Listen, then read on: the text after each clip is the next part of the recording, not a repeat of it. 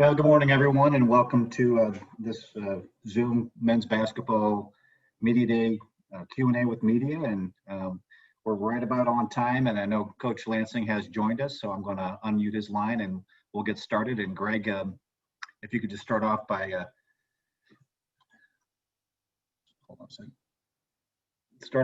updating where you are with your basketball team. No practice started yesterday, and don't know if you actually opened up on the first day of practice, but give us a little update on your team, and then we'll open it up for some questions for you. You still haven't got a haircut yet. I know. I'm working on it. Oh man, hey Kobe. Yeah, I was just on. We were doing a Zoom call with coaches. Dan is on NCAA committee. It's just crazy, you know. And looking across the board, we really need to be unified with all these protocols everybody's having. Some people are doing different stuff. I mean, you can't have it. Everybody's got to be on a level playing field and unified. So I think it's something everybody's got to talk to. As far as we go, we're starting officially Friday. We have we had a great 5 weeks in the summer. Guys have been outstanding here to this point. We're a little beat up, a couple injuries here and there, and a couple guys dealing with managing some injuries, but we've been going basically like we're practicing for the most part anyway, but we have not had one time where we've had all of our guys together. We've had at least 2 out every day for sure, and then sometimes more than that. So we're making do. I'm proud of the guys, how they've handled it.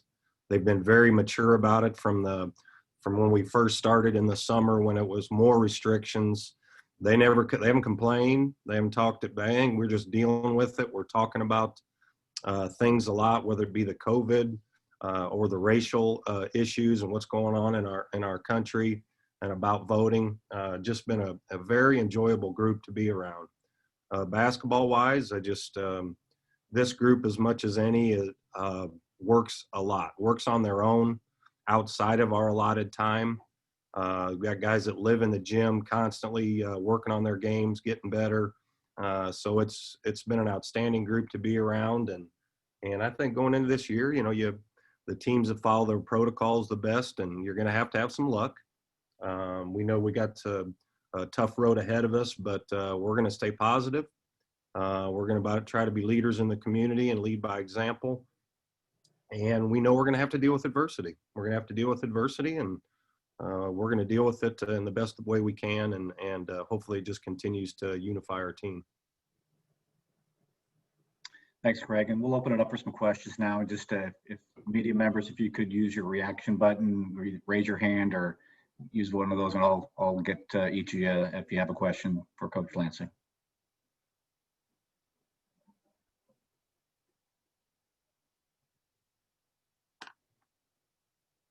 And we'll start off with Todd Golden. Todd, go ahead. Greg, what's going on? Hey, Todd, good to see you. Yeah, it's a good thing you did start practice tomorrow. I don't think I would have passed practice protocol the last couple of days. I've been a little ill myself, feeling good today, though. So you got allergy season and cold and flu season. I'm not sure with all the similar symptoms how it's going to work, but we'll deal with it. Well, that kind of leads to my question. How happy are you at this point with the state of COVID testing, both the quickness of it, the access to it, and the cost of it? Is it where you wanted it to be here in mid-October? You know, Todd, I've just been going by what I've been told with our administration and our athletic trainers and our doctors, and I think we're pretty cutting edge and being on top of it. Kellen Norris and Connor Burton with our trainers and Dr. McDonald in town. Boy, they're on it all the time. I don't know when they're sleeping, how the things that they're dealing with the testing and the symptoms and the protocols. It's just been unbelievable. So I think we're fairly cutting edge because of the people that the professionals we have with us. You know, I have my issues because just like I said, you know, a couple things, the conference, we have to be it's got to be universal what we're doing. And if we're going to have you know, it's going to be fair as we go forward in the Missouri Valley, maybe in the non-conference, you do your own thing, but everybody needs to be doing the same thing by the time conference rolls around. And I worry every day just because we've had a couple guys, okay, they're starting to get a cold. All right. They're fatigued. I mean, everybody's fatigued, you know, and And you just have to be careful with that, because if they come in, we had a guy with a little stomach ache one day, and boom, he's out. You know, you just have to, you pull them right out. So it's going to be daily that you have to deal with this stuff. But I'm just going to listen to the professionals. I'm going to listen to our training staff, our administration, and Todd, we talk about, and it's daily. I mean, it's be safe, wash your hands, social distance, in and out of the locker rooms, how you're doing, mask on if you're just standing there talking in practice. So it's not like it's convenient, but it's what we have to do, and we're going to do whatever we have to do. Fair enough. I'll let some of the other guys ask some questions then. Let's go next to Harry Schroeder. Harry? Hi, Greg. How are you? Hey, Harry. Good to see you. Hey, I got just two quick, I'm going to ask you both questions at the same time so you don't have to hear me talk a whole lot. First is, where are you guys at with scheduling and all this MTE stuff? Do you have anything you can tell us today? And then secondly, my question is, I'm not going to ask you to respond to all the stuff going on at Wichita State, but how have you seen coaching methods change over the last maybe 10, 15 years? Yeah, Harry, you know, scheduling has always been the worst part of the job. It's even worse now. I always say that people lie more in scheduling than they do in recruiting, you know, and I think we're okay. We're in the Gulf Coast Classic and the BD Global. Those guys have been great. They're assuring us whether it's a tournament or we're just getting 3 games, we're going to. I'm pretty sure I just finalized 5 games outside of that last night. So I think we're going to be done. I think we're good. Obviously, we can't afford to buy any games or doing anything like that. And that's like that across the board with some of what we're doing. So I think we're set. Hopefully I'll be able to send it to Mike and Greg and Doug here once the contracts are completed and stuff. So hopefully we'll get that done. I think I'm a pretty good one to ask about the last one. I come from I'm a coach's kid, and it was tough growing up with my dad. You know, we didn't have the best relationship. It was definitely coach and player more than anything else, and he was hard on me. And being able to play for Coach Boots in college, and then you guys all know Coach Waltman. I mean, there's nobody that got after guys more than him. I will say this: he'd say some funny stuff, but he was never trying to embarrass anybody. He was never using any personal information, but he would undress you pretty good. Staff too, you know, but he loved the guys and he loved us. And you could always tell he always felt bad about it. And some of you probably had interactions with him like that. You know, he didn't like that part about himself. I would say, especially Todd, and he'd be interesting to see what he says about it. But, when I first started, on that first team, our NCAA team, you know, Odom will tell you that, you know, I was pretty hard on him. I got after him, and it was hard. And I know, because I can tell personally that you can't do that anymore, you know, and I will get after him pretty good. But again, I will never be demeaning, doing any of those things. I love them. I tell them I love them all the time because I do. I don't have kids. They're my kids. And it's just different now. You know, it's different with the climate that we're dealing with. You know, I'm a coach of a lot of black young men, and I have to be better. I have to learn how to support them better. We have to have a lot of discussions with everything that's going on. So we've really tried to do a good job with that. I got such great kids that we've had a lot of great discussions and trying to be leaders in the community and leaders on campus. So it's definitely different. You can't coach them as hard as you used to. You still can coach them hard, and guys want that. You know, good players want that. So we're trying to do the best we can here at Indiana State with that. Appreciate it, Greg. Thanks a lot. Thanks, Harry. And next to Dave Reynolds.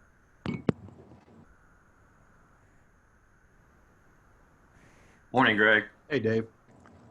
Could you just give us a quick rundown on the league, just your assessment on how it shapes up this year? Well, I just looking at the polls, I think, you know, that's about where anybody would pick it. You and I with AJ and Fife back, 2 first-team all-league guys, and, you know, they got a lot of other good players back. Porter, I know he's excited about his group with all their returning guys. And Bradley won it last year, you know, and you just looking down, it makes you nervous because everybody's got really good players. I think they're outstanding coaches in this league. And I think as we go down below Bradley, all those top three with getting first place votes, Indiana State, Southern, Missouri State, Drake, Valpo, Illinois State, Evansville, we all think we're going to be pretty good. We all think we're going to be better. I think it's going to be a special year for the Valley because of it's going to be different because of what we're dealing with. But I'd be shocked if this year it wasn't a multi-bid league, and we need to get back to that because I'm not sure how everybody's schedule is. I think we play a difficult enough schedule to where if we were fortunate enough to be in that conversation late, we'd be able to. But we got some very talented teams that should be in the postseason. Thank you. Thanks, Dave.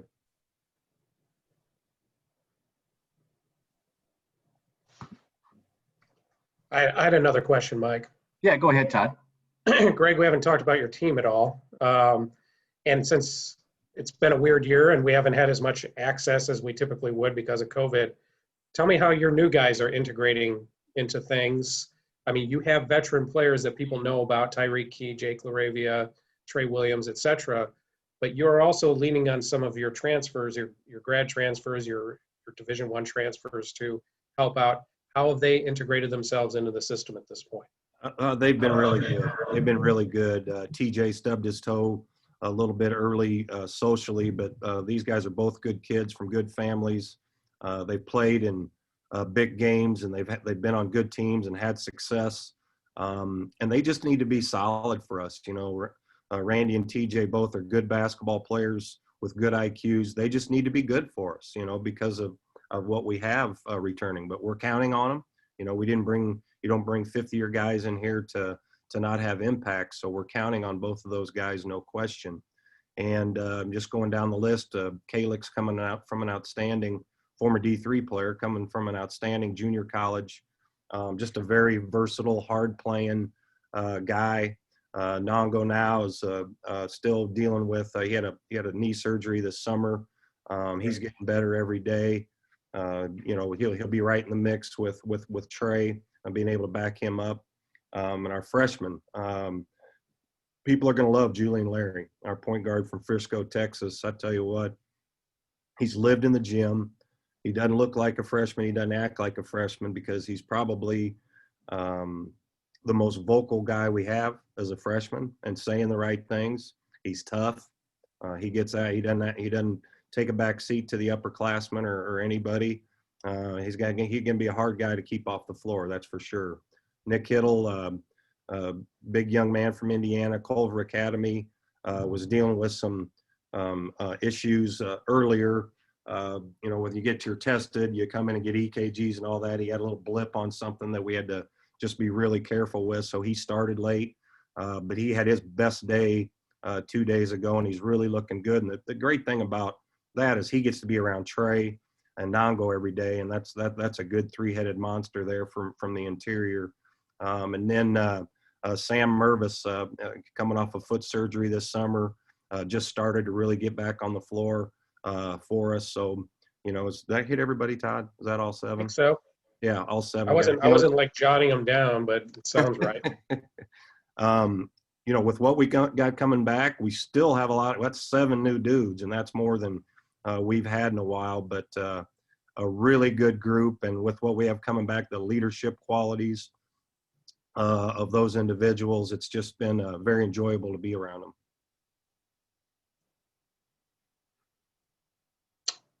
That's all I got, Mike. Thank you. Thanks, Greg. Greg, that was your last question. Thanks. All right, guys. You Appreciate your time guys this are morning. good. All right. See you later. And Nick, Harvey, is Jake with you? I'm going to join him up, but if he's with you, I'll.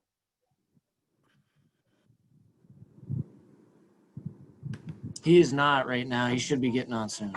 Okay, great. So we're just waiting for Coach Jacobson. We'll have him on momentarily.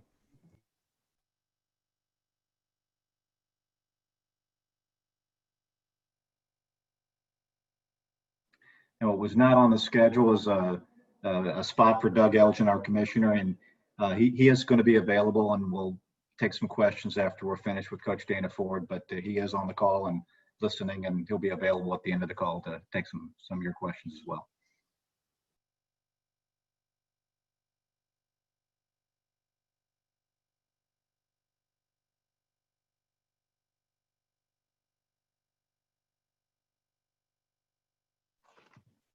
Mike, if you need me to fill in at any time when a coach doesn't appear on time, I'd be happy to do that. So, saying. Thanks, Doug.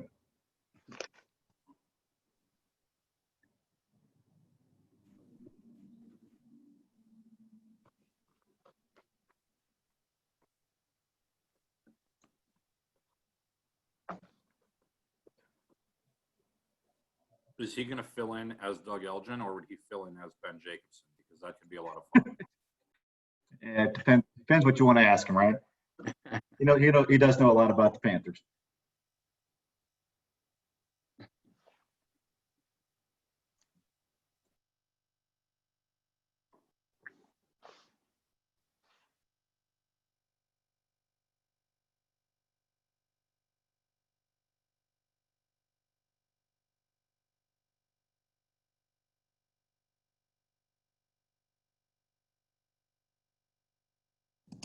Hey, Mike, I have Coach Lottich here if you want to skip him ahead. Yeah, let's go ahead and take Matt. Have Matt join, and we'll get a hold of Jake here in a second and flip flop the order and keep this moving along.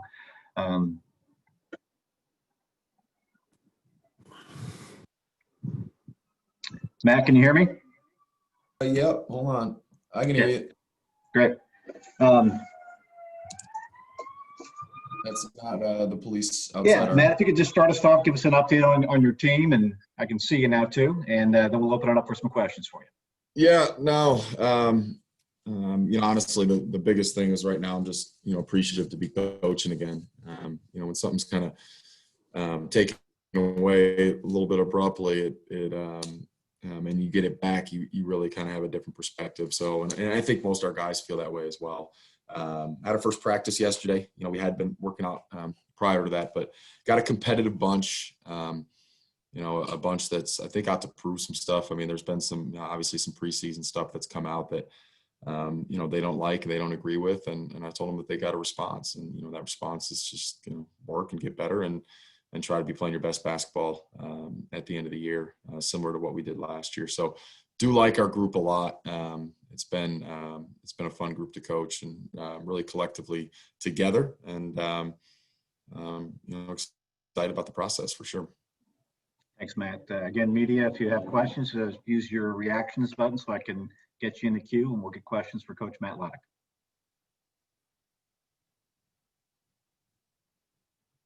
And we'll go first to Paul Oren. Yeah, Matt, just scheduling it. I'm sure every coach is going to be asked this in the first question. It feels odd to have a media day without the schedule, but I guess what's going on with your MTE? What's going on with the non-conference schedule as it stands? That's a great question. And yeah, you guys are going to ask that to a lot of people. We did have an MTE that was scheduled after the start date or the pushback start date, which was rare. And so we were excited about that. That MTE actually got canceled. And so now we're in the process. We've had some communication with some other MTEs trying to get in one. So we are not locked into one right now, Paul. But I do think we're close. And then we've had some games that are scheduled. We've had, just trying to get some communication and some confirmation, I guess I should say, confirmation about, when we can play those, how it's going to look.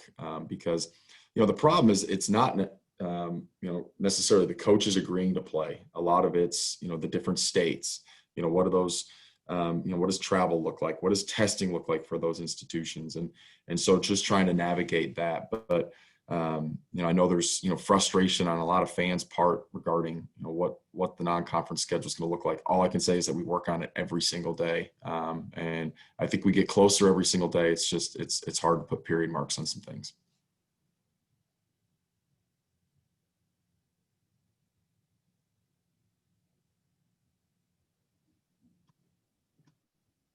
All right, let's go next to Harry Schroeder.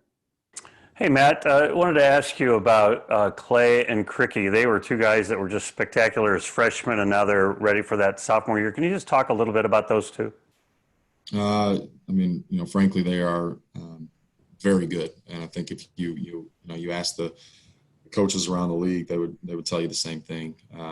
Donovan, has taken a jump, and so has Ben. And Donovan, although he's 6'8", 6'9", he does have guard skills, and so we're trying to use him maybe a little bit differently than we did last year. But then also, the things that he did well last year, continue to do that and put him in positions to be that guy. And with Freeman leaving, right? I mean, Donovan, now becomes an option one, or an option one, or 1A. And the one thing about Ben, Ben similarly, right, is he scores the ball very effectively, very efficiently. He was actually our most efficient offensive player last year. And so we got to get him more touches. We're going to be playing with a little bit bigger of a lineup. There's going to be frequent lineups where you're going to see McMillan, you're going to see Clay, and you're going to see Cricky on the floor together. And so, that's three guys that are over 6'8". And so play a little bit differently, but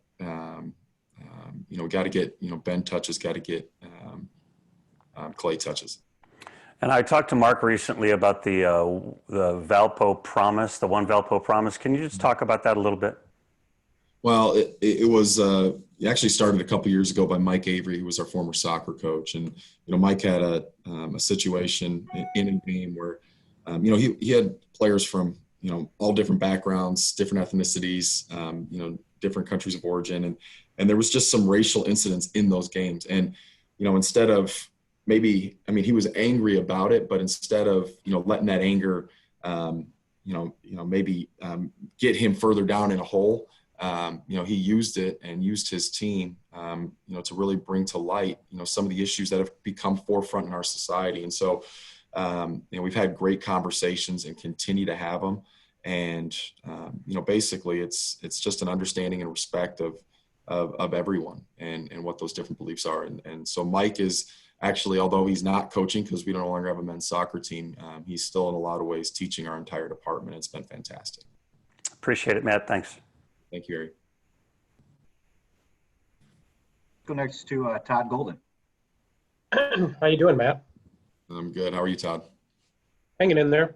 I'll ask you the same question I asked Greg Lansing. At this stage of the game, 6 weeks before the start of the season, is the COVID testing, both the cost and the access to it, where you hoped it would be at this point? And what concerns, if any, do you have about it once the season does start in November? Well, Todd, where we're at right now, we are getting tested weekly, and we are basically following NCAA's recommendations about how we're supposed to test, and then how we're also supposed to quarantine and deal with what a positive test. And so, are there concerns? Absolutely. Again, we are taking the leadership from the NCAA, their suggestions, and going with it. My concern, Todd, is probably like a lot of coaches, right?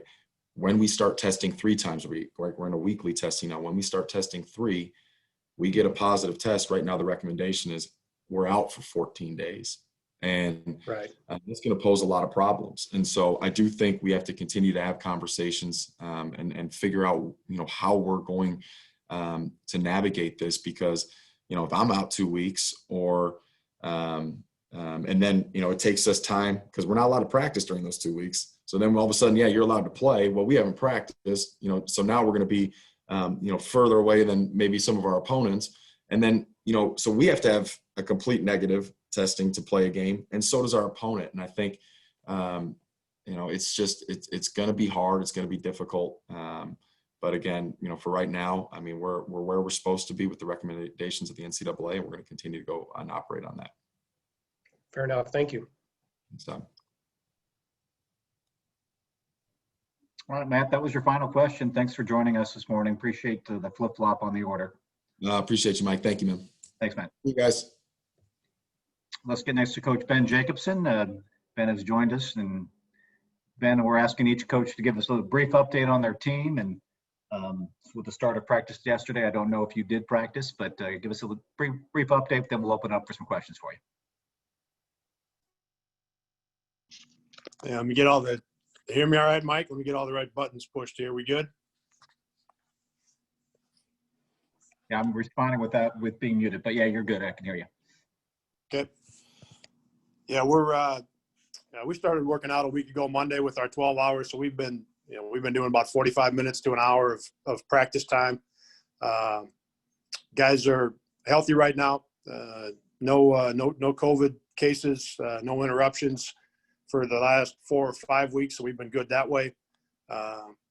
We've had a great stretch in the weight room. We've had guys look good physically. We haven't played much 5-on-5.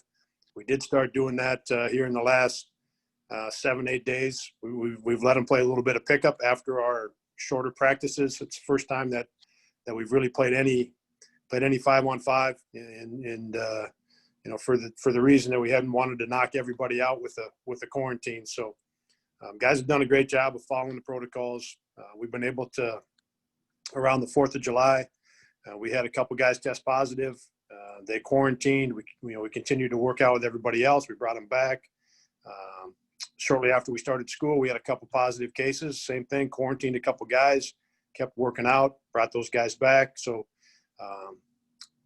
just really, our guys have done a good job in terms of keeping themselves as much as possible, able to work out and away from doing things that they've been responsible the best way that they can. So that's been good, and the health has been good.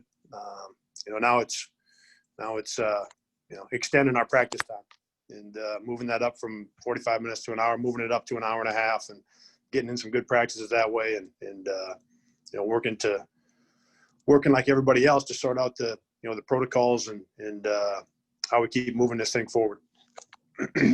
Thanks, Jake. Let's get to questions now for you. Questions from the media, and we'll start with Stu Durand of the Post-Dispatch.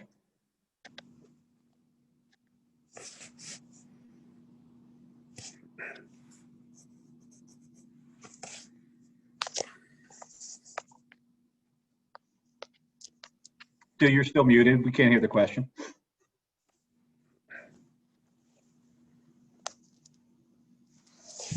There we go. Sorry. I'm not a Zoom experienced man. I was saying with what have been some of the challenges with rescheduling and also with the shortened non-conference schedule for the long haul? Do you see any issues with teams in the Valley being able to build resumes for the postseason? Yeah, our two biggest challenges with the non-conference scheduling, the tournament that we were in the Cayman Islands ended up not being a go. So we've had to work to find a different multi-team event, and that would tie into both of your questions.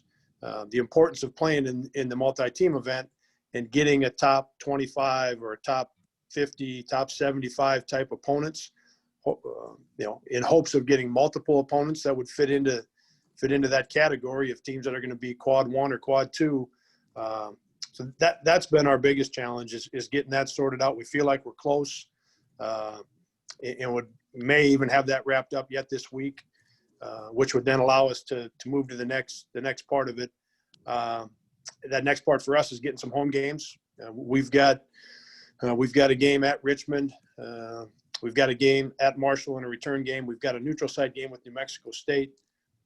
The multi-team event that we feel like we're going to get in will give us two very good opponents. So we've got five of our 9 games in the non-conference are ones that we really like in terms of the strength of those games.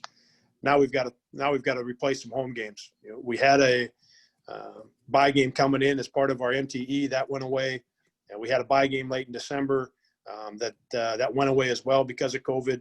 So we've got to find 3 or 4 home games now once we lock in that multi-team event.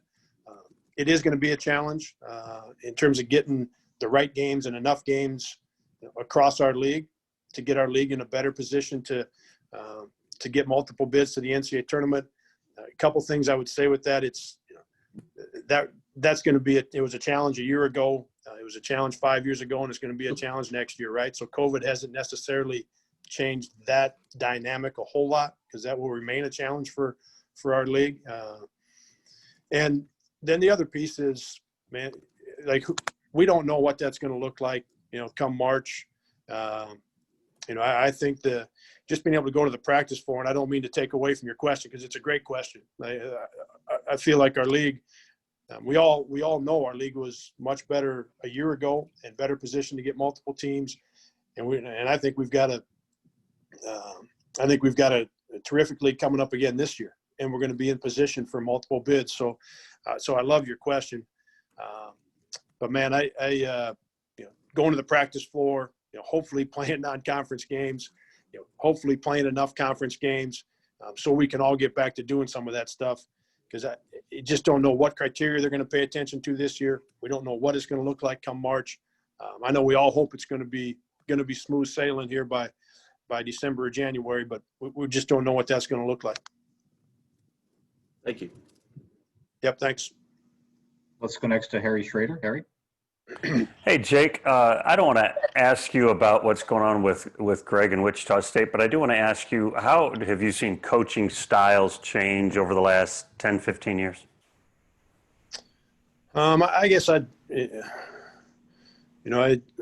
maybe a couple things I would say just in my own coaching and things that we've talked about as a staff. I used to go first to, kids are just different these days, which I do believe that. I also believe that they're different these days because there's things that are surrounding them that are very different. And social media being the biggest culprit in my mind. What young kids, growing up today is, you can't even compare it to pre-social media. Kids these days are being evaluated on almost everything they do from the time that they get their first phone and they get Twitter or they get, whichever social media platform that they're on. They're being evaluated constantly. Back when we were, before social media, you got evaluated immediately with your friends and you sorted it out and then you went on to the next thing. You went home from school and that was the end of it. Or you had a practice and if you didn't have a great practice or you didn't have a great game, if you didn't play great in a game, after the meeting with your team and your coaches, you went home and that was the end of it. Now, and it's been this way for a long time, you're being evaluated 24 hours a day when you're 13, 14, 15 years old. So when you grow up with that, Harry, I think that's the biggest culprit in terms of young kids these days and the way in which they receive feedback, the way, how and why they're motivated by certain coaching styles.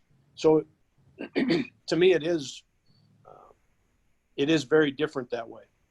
The other piece I would point to is I think the parents are different these days. That to me is second. I think parents are, I think they're very different. I think they're impacted and influenced by social media as well, but it's different. They stand up for their kids and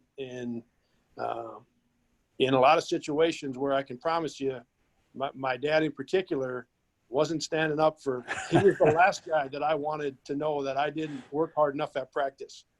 Because if he found out, it was going to get way worse. And so that aspect, without going on and on and on about that part of it. So I think those are the two reasons, Harry. I think social media has been awful for young kids growing up. I wish there was a way to start social media at age 20 after kids had already had at least some experiences, and they didn't have to deal with constant evaluation until they were old enough to be able to handle it. And then the other piece of just about the way that the way parents see things right now, to me is very different, in standing up for their kids in every situation when their kids need to figure some things out on their own. So I say both of those things I've had to adjust my coaching style based on those two things. It's the world we live in. I still love doing this. I love our guys. I love our parents, right? It's just, I've had to adjust a little bit and our staff, I talk about that with my staff more in the past 5 years, of course, than we ever have. And then finally, Jake, is the Lincoln MTE thing a done deal for you guys, or has that been finalized yet? It's very close, Harry. Not finalized quite yet, but very close to being finalized. And our hope is to have that done today, tomorrow, Monday. Yeah, but we're hoping to move that way and have that done, have that be done. And that would be where we open up. Appreciate it, Ben. Thanks. Yep. Thanks, sir. Get next to Todd Golden. Todd? Jake, how are you? Yeah. Good morning, Todd. With the way the NCAA is going to, or at least as of today, deal with COVID positive tests, Matt Lottich brought it up that, a team would have to sit out for 2 weeks. Are you changing any of your practice, what you would normally do in practice to account for that, to split guys up, to keep guys separate from exposing one another, just in case if you had to do any of that so far? Yeah, we've done that in the last 2 weeks in July, and then all the way up until a week ago, Monday or Tuesday, Todd, we were social distanced in the weight room, so it wouldn't trigger an entire team being quarantined. Any conditioning that we did, we were socially distant for the same reason.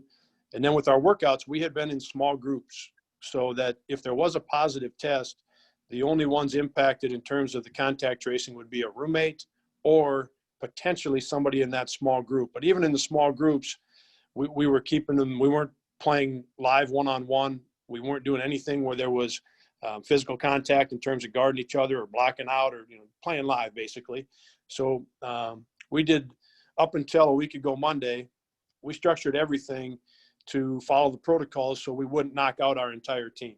And that worked extremely well for us. And, we're at a point now, Todd, where, we're going to have to play some 5-on-5 at some point, right? We've got to get into live action. We've got to play against each other. We've got to play 5-on-5. So we've started to do that. And we'll, now it's a matter of, just continuing to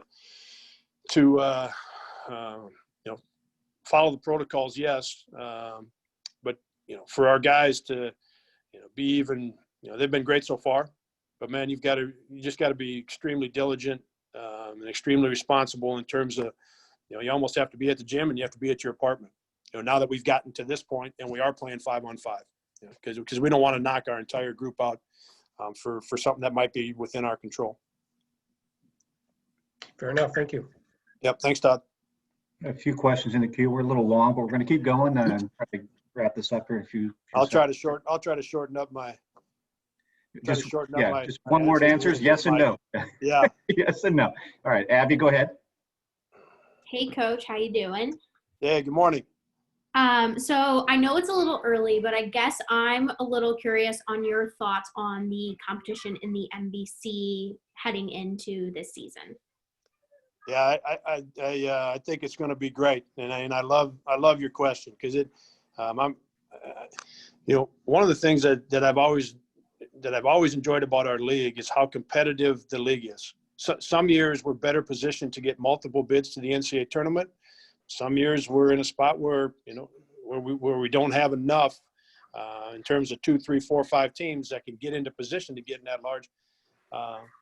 But regardless of where that stands, every single year is highly competitive. I say it a lot. Terrific coaches and experienced 1 through 10 this year. We don't have 2 or 3 or 4 new coaches to the league. We've got a bunch of returning players.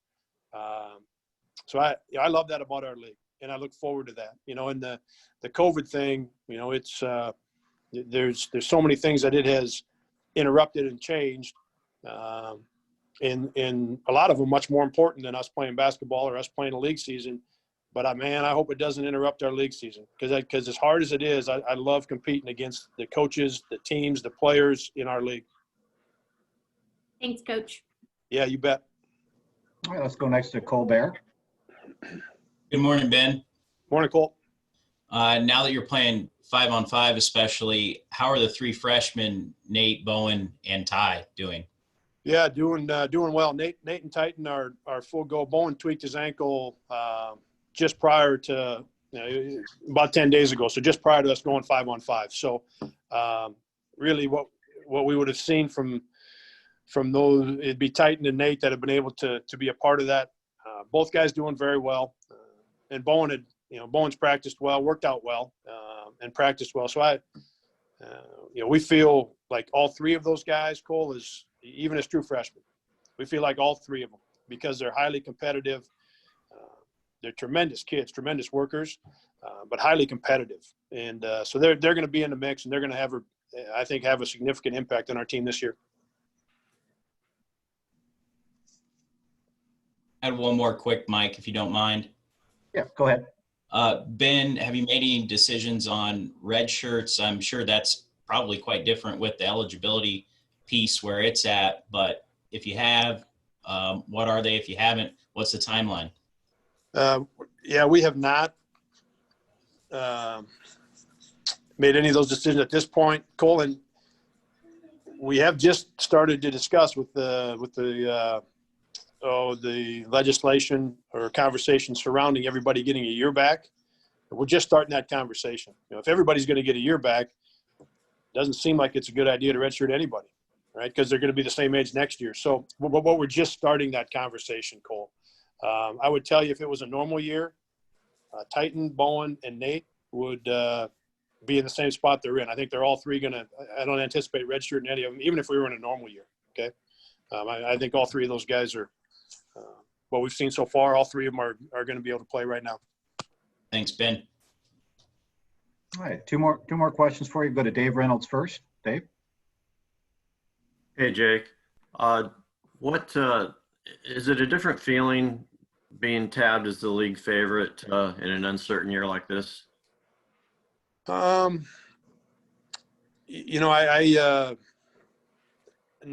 Dave. I mean, I say that, I just think about the guys we got back in the league. Like, I felt like us or Loyola were going to be picked 1 and 2 with who we've got back. I think both of us, I think we both know that we've got very good basketball teams, but I think you can keep going. I just think we've got a deeper league, where you're at with Bradley and what they've done the last 2 years in particular, and keep running down the list, right? The only place I would say, Dave, where it feels a little bit different, and maybe that's more to your question, there's just so much uncertainty. And so I wasn't – in a normal year, I probably was waiting to see that poll, more anxious to see that poll, to see where people voted, to see where to see if we were first or second. If Loyola was first, we were second. If we were first, Loyola was second. Like, I didn't even think about it, Dave. And first time I saw it was just a couple minutes before we came on here. And that's simply to do with everything that's going on in our country and the uncertainty and with where we're at with COVID and what's it going to look like, and seeing football this fall and LSU Florida just getting canceled. Okay, well, what's that mean? Does that mean that we're going to be going to Nebraska, but then we're going to have to cancel our first game of player, right? I mean, there's so many things going on, Dave, that I guess it still means the same as it would in any year, but I just haven't paid attention to it as much. But I do feel like it does mean something. I'm proud of our players. Like, doesn't mean anything in terms of who's going to win the league. It doesn't give us a leg up to win the conference championship this year, but it does say that we've got good players back and we've got guys that are working hard. So I am proud of our players. Thank you. Yep. Thanks, Dave. We'll wrap it up with Jim Benson. Jim? Hey, Ben, having a veteran team like you do and some of the other people at the top of the league, does not having exhibitions or scrimmages give you guys maybe a little bit of an advantage, especially going into a shorter, really preseason before the conference? Yeah, I think you're right on, Jim. I do. I think that favors teams that have experience, and we do have that this year, as well as you mentioned. There's plenty of teams in our league that have got the same thing, and from my standpoint, I hope it helps us with some of the early non-conference games. A lot of the multi-team events are early in the non-conference season, and we do have a number of teams that have got not only guys back, but the upper class, guys that have been playing a lot, and good players. So I do think it favors teams that bring back, a bunch of guys, or at least if it's not 7 or 8 guys that are back. In our case, we've got 4 guys back that are really good players, and they can bring those young guys along. So I do think you're right on. I think it favors teams that have some experience. Do you anticipate maybe more upsets when everybody starts November 25th across the country, even maybe? I do. I think we'll see some And you saw it right away in football, at least in the Midwest here. K-State got beat at home by a non-Power 5 team. Iowa State on the same Saturday got beat at home by a non-Power 5 team. And they've both played pretty good since and beaten some really good teams. To your question, I think we're going to see a lot of that because of the different quarantines happening with teams. Then all of a sudden you got to play a game, or a game gets canceled, then you got to jump to a different one. Or with the uncertainty and with COVID and with the quarantine protocols, I think there'll be all kinds of that stuff happening, especially in November and December. Thank you. Okay, thanks, Jim.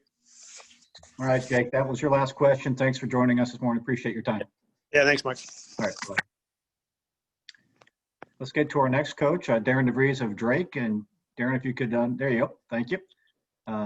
Let's just get right to the questions. We're a little behind schedule, so we want to pick up the pace a little. But questions for Coach DeVries. And again, media, just use your reactions button if you have a question for the coach.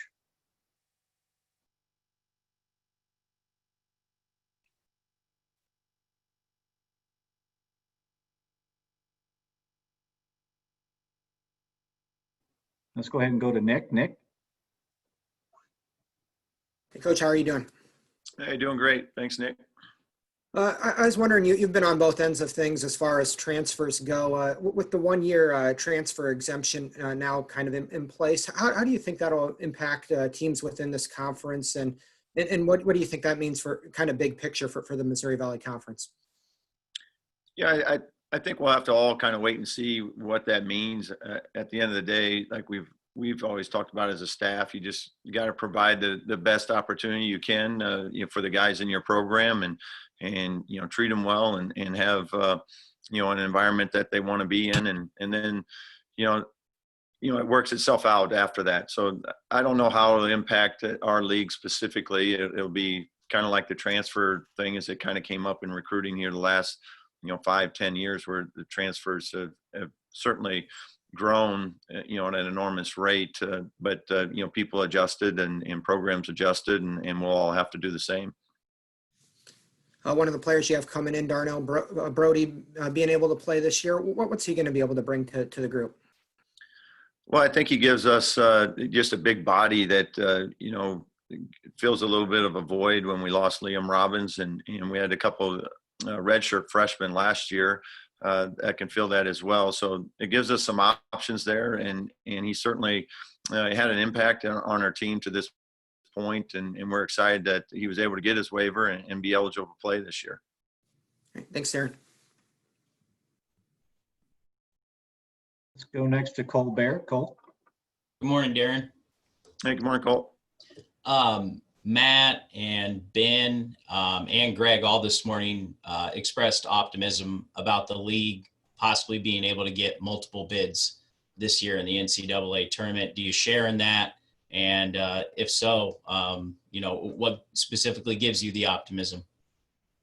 Yeah, I agree with them. The league seems to be really good. I think there's, like every year, there's great balance, but I think there's a lot of teams that feel like if they can kind of piece some things together, you're sitting with Loyola in Northern Iowa with a ton of guys back at the top up there. But I think there's a lot of other teams that feel like they have good rosters, and if things go their way and can get on a roll, that there's going to be multiple teams that can be in that position. So I'm excited. I think that's why when we have our head coaches, Zoom calls and things, I think a lot of us are wanting this season to happen, and I think for good reason. I think a lot of guys feel like they have, solid teams that can go make a run. Thanks. Thanks.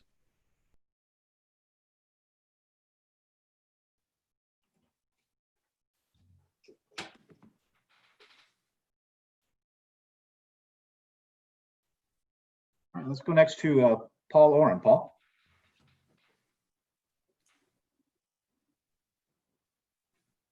Coach, another year, another Northwest Indiana product ends up on the roster. What has Tank brought to you guys so far this year? Sorry, I missed. Tank, what's he brought to the team so far this year? Yeah, we've really been pleased with Tank. He's come in and he's worked extremely hard, incredibly competitive. He brings us a lot of experience as well. So you're getting another fifth-year guy that's played a lot of basketball, and then the chemistry that he has with a lot of the guys on the team is something that you don't take for granted either. So I think he's going to do some really big things for us. I think he'll be, a big surprise in the league in terms of his impact and what he's going to give us every night. And I'm looking forward to seeing what he does when we get out there on the game floor on game nights. And then Trammell, just kind of where is he at health-wise getting into the season? Yeah, and Trammell Murphy is back to really fully healthy. He kind of this summer really started feeling a little bit better.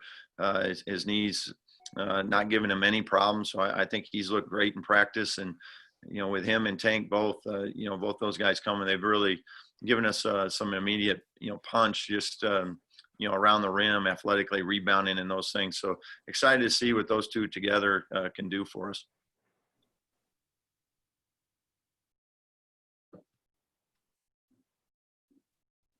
Let's go next to Todd Hefferman. Todd? Yeah, Darren, Roman really took a big offensive role in the tournament. How hard has that been for him to balance that, going forward as a point guard? Yeah, it's really been almost too easy for him. He still, at the end of the day, loves to facilitate, and we've summer and fall here pushing him more to even be more aggressive as a scorer because he is a pretty gifted scorer as well, and trying to find that balance is more on the being aggressive as a scorer than it is as a facilitator. So in our practices and things, he still naturally loves. He'd rather dish it than score it sometimes. So, but I think he's made some improvements there in terms of what we think we need from him, and that's to be just a more aggressive in getting shots and taking shots, and that piece, I think, if he can do that every night on a consistent level, makes him that complete player for us, and more so in the other way that you have to beg guys to maybe to share it more. We're actually begging him to be a little more selfish as a shooter and scorer, getting downhill, getting to the paint, because he can score on all three levels. Thank you. Thanks. All right, let's go to Jim Benson. Jim? Darren, speaking of Roman, without exhibitions or scrimmages and a shorter preseason, how much of an advantage do you think your team is going to have having a veteran guy like him running the show? Yeah, I know Jake mentioned it earlier. I think it's a big advantage for teams that have some guys back, especially your point guard, that, you don't have to, you're not teaching him all the new stuff. And then that position, such a key, figurehead for your offense and your defense, that, we're fortunate to have him back, and he's in his third year now with us. So, and really the rest of our roster, like we have a lot of old guys that have played a lot of basketball for us. And, so that's the piece going into the, November 25th, if, hoping it all plays out that way, that, we feel good about the amount of experience we have back to maybe survive some of those early bumps and disruptions you may have had in the summer and fall with practice times. With the NCAA legislation yesterday giving the winter athletes another extra year of eligibility, is that something you even discussed with your seniors right now? We will soon. We hadn't, as of yesterday, when it first came out, we wanted to make sure we kind of knew what it all entailed. But, we'll have those discussions soon, because it does impact a little bit of, how you're recruiting going into next year, whether you need to replace, 2 fifth-year guys with somebody, or you got them coming back. It certainly makes a difference in what you're looking for. But we'll have those discussions very soon, and looking forward to, seeing what that means for everybody. And it's certainly a unique deal, for all the teams across the country. But I think at the end of the day, it's the right move for these kids, and in such an uncertain year, and nobody knows how it's going to play out yet. Thank you. I'll ask the media just one more time. I may have missed somebody. Anybody have a question for Coach? Okay, good. Coach, that was your last question. Appreciate you joining us today, and we'll talk to you soon. Thanks, All Darren. right. Thank you all. Be safe. Bye-bye.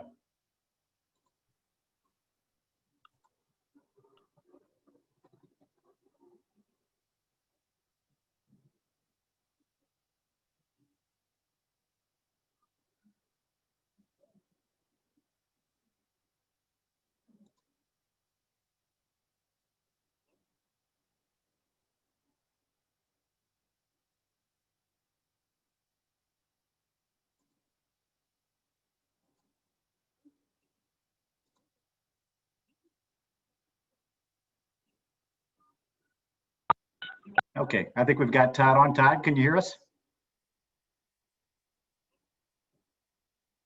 Hold on a second.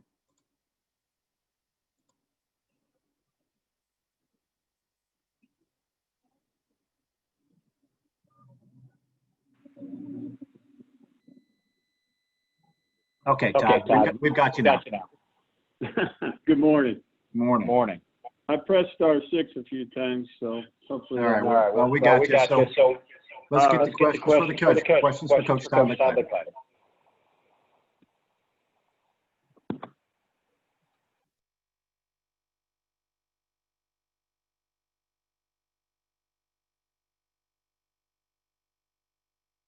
Well, Coach, while those questions are formulated, give us an update on your team. And I don't know if you practiced yesterday, but if you could give us an update, that'd be great.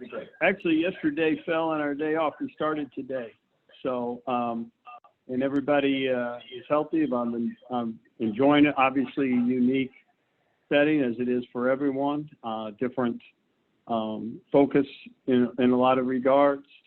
But I've been very pleased with the way our new guys have blended and our returnees, you see some carryover, and that's exciting, especially after an off season without any, without being together at all. So I'm encouraged. Now I've been through this league a couple times, so I know how demanding it is, but I'm encouraged by our approach and looking forward to coaching this team. Thank you, Coach. Let's get out of questions for your question. We'll start off with Todd Hefferman. Yeah, Todd, how much closer are you to playing the type of game that you want to play with this year's roster? Todd, that is a great question. We are closer. Don't think we're quite close enough yet, but we are closer. There's a better understanding. We've gone really slow. Part of it's because of the environment we're in, as far as precautions and all health-wise, and it's been demanding to go slow. And in a way, you think, okay, we'll turn that into an advantage. So we're making progress, but we're not there, obviously. But it's not because of lack of buy-in. It's just because we haven't had enough reps yet. It takes a little while to make it to make the right habits, to create the right habits. Thank you. Let's get next to Harry Schroeder. Harry.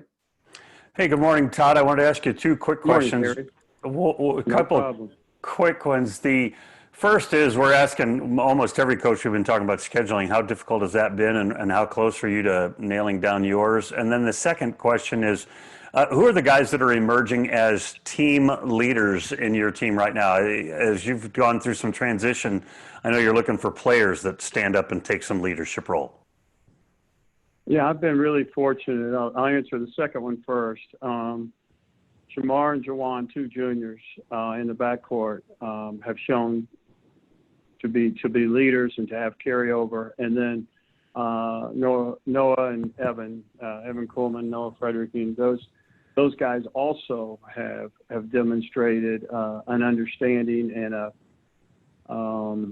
set an example for our approach. So it's interesting, I've said this many times, coming in when I did, it's not how I wanted to have the job, but by having the month and a half at the end of the season, we were really able to kind of set a tone and create a foundation. And those guys have shown there's carryover. So those are the four that have probably shown the most leadership. But I'm not so sure they're in any. We could have one or two guys on this team that could lead at any time from throughout the roster. So that's exciting. That just says we're getting closer as far as our approach and the way we our understanding. And then scheduling, who starts scheduling all over again at the beginning of the season? But fortunately, Logan Bauman and Mark Spencer had worked on it too. And they'd really put together a schedule that was regional. And so we think we're going to be able to complete it without a lot of difficulty, and we'll be able to travel is something we are looking for as far as being close proximity. And so we've got a good free conference schedule, competitive and spaced out about right. So I think we're getting real close to finalizing. And then will you have, am I right, you guys have a game with Belmont? Is it at Belmont? Is that your place, or is that still something you're finalizing? We're finalizing it, but we think it's going to happen. Let me put it that way. We don't have the final contract, so I hate to speak to it, but we are looking to play Belmont. And we had, we were going to, actually it was set where we were going to play them twice. Well, the first one fell before November 25th. So we're reworking that, but it looks like it's going to happen. So we're going to play them at least one time this year. Appreciate it, Todd. Best of luck. Thank you, Harry. Appreciate it. And Coach, that was your final question. Appreciate you fighting through the technical issues there with joining by phone. Well, I'm sorry that mine was probably the problem. So thanks a lot. Have a great day. We got it done. Thanks, Coach. We'll talk to you soon. All right. All right. Bye-bye. And we are now joined by Coach Dan Muller of Illinois State. And Dan, we'll just go right to the questions for you. We're a little behind schedule, as we always seem to be, but let's get right to the questions for Coach Dan Muller. And again, media, just use your reactions button if you have a question for the coach. And we'll start off with Jim Matson. Jim? Hey, Coach, can you just describe your reaction to being picked ninth? I know you feel like you're going to be an improved team. Will you use that as motivation at all?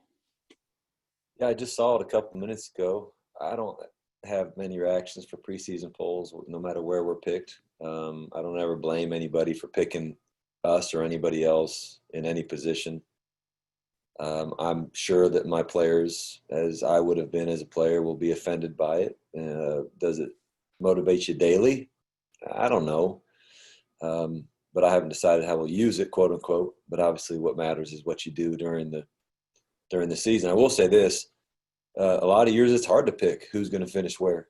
And this year was a very difficult one after we got past the first couple.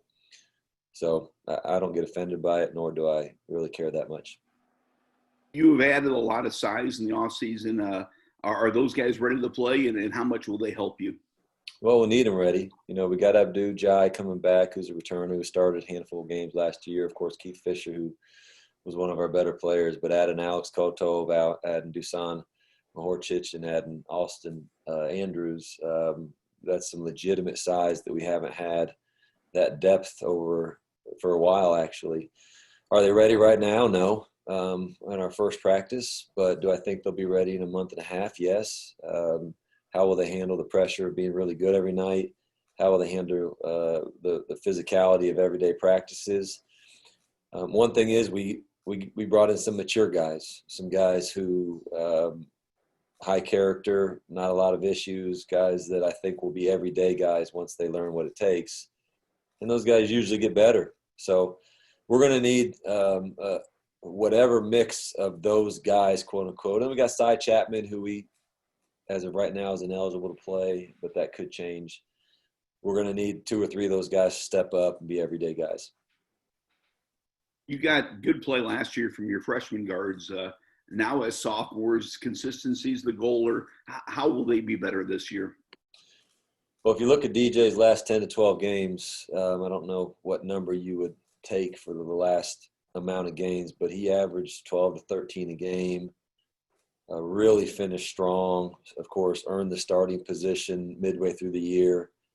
And we expect DJ not only to continue what he did at the end of last year, but improve upon it. And I think he's capable of doing that. He's more of a scoring, quote unquote, point guard than a facilitating. And we want him to grow in that area, but we want him to be who he is also. Antonio Reeves was a guy who had some great games offensively and some games where he struggled, but he was our best perimeter defender the last 15 games of the year. And so if you watch all of our close games, which we had a lot of them, he was in at the end because defensively we trusted him the most.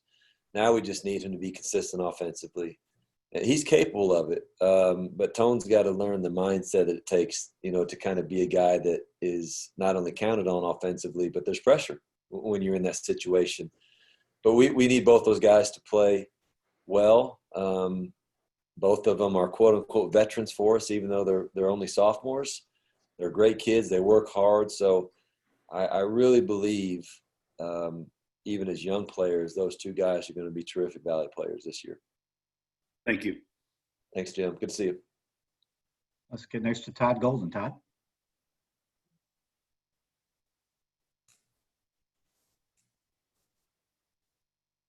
Sorry, couldn't find my mute button. How are you, Dan? Hey, Todd. How you doing? Hanging in there. One of the assumptions that everybody's going on to have a season this year is that testing is going to be bountiful and cheap, and maybe the technology of the testing itself might be a little bit better than it is right at present. We're 6 weeks away. How confident are you that we're going to get to the point that the testing is both going to be efficient enough and economical enough to make things as smooth as everybody's hoping it will be? Where are you at on that kind of right now? Well, I'm confident only because you've seen it with different professional leagues. Obviously, the financial part of that and the accessibility with their resources is different when you talk about 350 Division I schools. But you can see a lot happens in 6 weeks. So I'm pretty confident we'll have the antigen rapid testing spread pretty, I think, uniformly across college basketball, especially at our level and above. I will tell you that the contact tracing is something that is, all coaches are talking about, and how that is handled is more of a concern of mine than the actual testing capabilities. The ability to, if one guy tests positive, if you have to shut your entire team down for 14 days, that's obviously going to be an issue. And so having the ability to do the contact tracing with a little bit more flexibility while still staying safe, like I believe the professional leagues are doing now, I think that is the biggest issue for consistent play throughout this year. What kind of feedback are the coaches giving the NCAA on that? Because that seems to be the biggest sticking point for the season going forward. Yeah, I could tell you there's kind of 3 avenues to impact any kind of quote-unquote change with that. The NCAA, the NABC, which is the National Association of Basketball Coaches, who they have a representative in the room in a lot of those meetings. And then our conference office, and of course our ADs and our presidents, quote unquote, communicate with the conference office. What you can do with your local counties and states, not a lot of influence in that way, but we're communicating with the NABC. We communicate with each other as coaches. We communicate with our league. And then whatever way we can talk to the NCAA, I think we're trying to reach out and just express concerns, but also potential ideas and solutions. As a head coach, we tell our assistants, don't bring us problems, bring us solutions, right?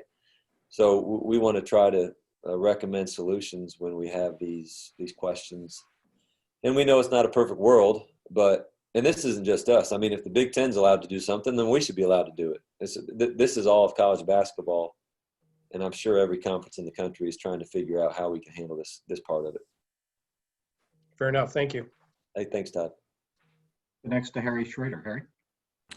Hey, Dan, when you think about this new, the extra year of eligibility that's coming along, so your guys might get an extra year, and that seems fair and great. But what does that do to the high school seniors that want to sign on? Are they also going to give you an expanded ability to have more people on scholarship? I could tell you what I think is going to happen, Harry. Good to see you, first of all, but I can't tell you the answer to that. What I think is going to happen, and talking to other people, is you'll be allowed to expand your scholarship limit to accommodate for your seniors. So if you have 4 seniors and you signed 4 freshmen, then you'll have 17 guys on scholarship that's allowed for 1 year. But after that, you have to manage your roster accordingly with your 13 scholarship limit.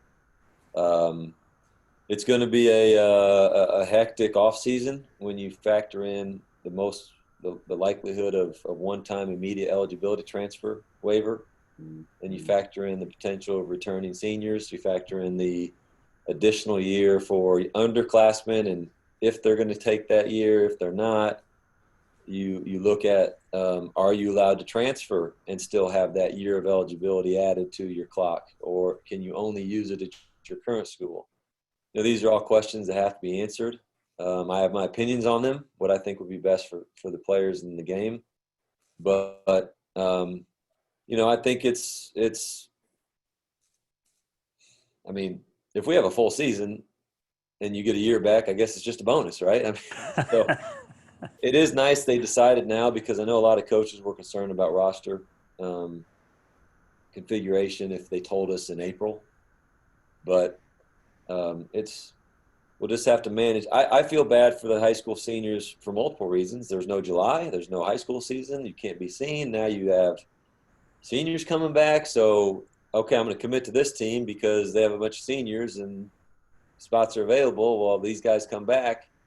Is there going to be flexibility to allow kids out of scholarship, at NLIs and take more visits? I just think it's going to be a wild year, a wild off season. We're all going to have to be able to adapt to some adversity. But there's no right answers with this, Harry. It's not like if they said yes, it was right. If they said no, it was right. Just got to try to do what's best. And as coaches, we have to adjust. And then, Dan, have you guys officially signed in for the Lincoln MTE? And if not, how close are you to settling your schedule stuff? Yeah, we're going to Nebraska to start. We don't know who we're going to play yet, but we will be playing at Nebraska. I'm 99% sure we'll play 4 games there, but we don't know who will play or when. Appreciate it, Dan. Have a good day. Yep, thanks, Eric. All right, and our last question comes from Jim Benson. Jim? Good morning, Dan. Hey, Jim. Last year, Keith started slow, finished strong. What gives you the confidence that he'll start this season strong and just kind of keep that going throughout the season? Jim, we've talked about it a little bit. Keith obviously had a life-changing event in March, or actually in August, but really in March when he had a baby girl. And, first of all, Keith's going to be an amazing father, and he already is beginning to show that. But when he found that out back in August, kind of turned his world upside down. And sometimes you watch college basketball or college athletics, and people can forget that they're humans too, and they have life situations and problems and things to deal with. And I really think that it was difficult for Keith early to manage everything, and then he started off poorly and he lost confidence. So he settled in as a family man and a father. He settled in with his wonderful bride to be. And I just think he's much more comfortable right now in life than he was last October, November. And on top of that, Jim, he's improved as a player. He's really, really worked this summer, and he's just a better player right now. So I think maturity, being comfortable in his life situation, and his improvement is going to be the reason why I definitely trust that he's going to start the season off playing well. And as far as Cy Chapman with the NCAA thing yesterday, I would assume you are definitely going to apply for a waiver for him. And if he gets it, he would play this season? Yeah, we'll apply for the waiver for the immediate eligibility. We don't have to apply for a waiver for an extra year of any kind, obviously, with the new rule. And if we get that immediate eligibility waiver, we talked about, I may redshirt him because it's not a use it or lose it year. It's a year that one of his eligibility. Now with the new rule, I would say he was definitely available to play. Now whether he plays or not, that remains to be seen. But as of right now, I would expect if Cy gets his waiver, he would be available to play this year. I mean, he wouldn't get an extra. He wouldn't get like an extra year going forward if he redshirted this year. Correct. With the new rule, you get an extra year no matter what. And so he has 2 to play. And with the new rule, he would have 3 to play. Right. So even if you redshirted him, the new rule adds that extra year, that 5th year, or potential 6th year if needed, I believe, no matter what. Okay. So now all this is brand new, and we don't even have a waiver yet, so we haven't made final decisions. But I do think there are multiple options on the table still, even with the new rule. Okay, great. Which Thanks. hasn't passed. I mean, it's been reported that it's been voted on. It still has to pass legislation. Right. Which we kind of expect that to happen, of course. Right. Okay, cool. Thank you. Yep, thanks. Hey, Coach, we did have one more question pop up where you go to Wyatt Wheeler at Missouri State. Wyatt? Hey, Coach. I know you talk frequently with Dana, of course. Do you compare how you're dealing with COVID stuff, or is that kind of off limits between coaches, kind of for competitive stuff? And what do you kind of think of what he's kind of building with his roster, a whole bunch of new guys this year? Yeah, no, we talk. Dana and I will talk about anything. So we absolutely speak openly about COVID. But as head coaches in our league, we've had multiple head coach only Zoom meetings where we've absolutely shared freely how we're handling hey, what do you guys have to do for this? And here's why, Wyatt. Number one, if we started the season with conference play, we may not share as freely, but we all want each other to play well in the non-conference. You're going to be as good as you're going to be in January, whether you share information now or not. So there's not a lot of trust needed to share information right now that helps each program be the best team they can be in November, December. Secondly, a bunch of good guys. I mean, we trust each other. We want to help each other, help the game. But we actually had a call this morning where we all jumped on and shared some ideas and what we're doing. And sometimes it helps us go to our administration and say, hey, this is what they're doing, but sometimes it just helps kind of how are you handling these situations as coaches. And Dana, I don't know a ton about his new guys, but this league always brings in really high-quality junior college guys, transfers, freshmen, and Dana can recruit, so I'm sure they'll have talent. And then you got to put the team together as always. Thanks, Coach. Thanks, Mike. All right. Thank you, Dan, for your time this morning. That was your last question. And hey, thanks, guys. Appreciate it. All right. Bye-bye. And we are now joined by Coach Brian Wardle Bradley. Brian, here you are. How we doing? Yeah, how are you doing? Thanks for your patience. We're a little behind, but we'll get right to questions for you. We'll have the media again use your reactions button if you have a question for Coach Brian Wardle. And we'll start off with Jim Matson. Jim? Hey, Brian, I know you talked yesterday about the guys maybe being motivated by not being a number one or number two. The fact that you're number 3 in the poll, will that be motivation for your players? I think some, might be irritated by that. Again, preseason polls, I think most coaches agree. They're great for the fans, great for media, but so much can go on in a season with the schedules. Look at us last year, injury and sickness, probably in my head coaching career, the most I've ever had in one season. And you got to just manage it. Every season's a new novel, a new roller coaster ride, and you just got to manage what happens. So that's why the preseason, if teams stay healthy, obviously Northern Iowa and Loyola got a lot of seniors back and really good teams. And if you stay healthy for a whole season and COVID playing a factor this year, I don't think preseason, you could throw those right out the door this year more than ever. Can you speak on Elijah Childs, obviously named preseason All-Valley and has a chance, I think, to have a really big senior year. What has he gotten better at? And he's come a long way in 4 years for you, hasn't he? Well, his work ethic's improved every year. He's extremely motivated. He's self-driven. He's not a guy you got to, hey, let's shoot, let's watch film. I mean, he's around every day wanting to do things and get better. And he's improved his three-point shooting, his right hand that he broke his right hand last year is great. This ball handling's been better, finishing better with his weak hand. And just working on decision-making too. A lot of decision-making off double teams. And when people got to double them, making the right read and getting rid of the ball pretty quickly. So there's specific things we worked on. Unfortunately, like every team, so it's not just us. We weren't able to get in the summer in the gym as much at all like we usually do. But when we've been available to do it, we've made the most of it. And he looks very good right now. Bradley fans are certainly going to miss Daryl and Nate. I'm sure you are, but you have a lot of options in the backcourt. Can you express how that's working out for you? Yeah, obviously Daryl, Nate, and Koch were big staples of our program and turning around and started and played a lot of minutes as young players. Smart, high basketball IQ guys that, obviously Nate and Daryl, great three-point shooters, tough guys. All three of them were tough and consistent. And I always say just being consistent every day and where your coach knows what they're going to get from you every day is very, very valuable and huge to learn how to do. And that's how you can play on a consistent level, is practicing and sustaining the same attributes every day. And those three did that. So, but what I would say about our replacements, we have, Kevin McAdoo and Terry Nolan, who sat out last year. They got a great feel for our system, our culture. Very talented, quick, fast, athletic, can play make, can guard. Very talented players. And I think with the addition of Sean East, Daniel Kingsby back, and Antonio Thomas and Vile, I like our guard play. It's very deep. And, they're learning.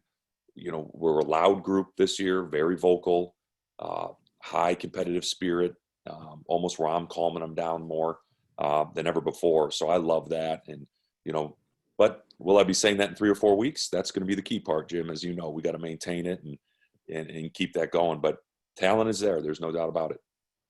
Finally, appreciate your time. Final question. Have you considered, will you play games on campus instead of at Carver Arena with no fans? Is that an option? Is that something that's been finalized? It's been, that's out of my hands, really, which is nice. I got enough to deal with. But I'm sure Dr. Reynolds is in discussions with what we're going to do. And I'm sure hopefully we'll know by the end of this month. That's what I hope, Jim, is that we know where we're going to play. As long as we're consistent, we're not jumping different facilities. I think it's important for the student athletes to have consistency in where they play their games, and we'll see where we go, and we'll play wherever. That's what I do know. We're just going to be grateful to play. Thank you. Thanks. Stu, you're up. Hey, Coach. I'm just wondering, under the current circumstances and with the shorter non-conference season, has it become any more difficult to schedule the caliber of opponents you think you need before January? And can you comment on where you stand with your schedule? It's all new territory right now with the scheduling part. We've been fortunate, I think. We haven't signed contracts, so that's the hard part. I think, we're going to go to the Xavier MTE right now. We're verbally committed to that, and we get to play Xavier, Toledo, and Oakland, and we're very excited about that opportunity. We got to finalize the contract. They're working on some COVID things in every contract, so that's something that's new, is the wording of testing and all of that for these tournaments has kind of slowed some things up. Other than that, our schedule's pretty much done. A lot of the teams we were playing in December wanted to play, so that we were fortunate. I know that's not always the case with other schools.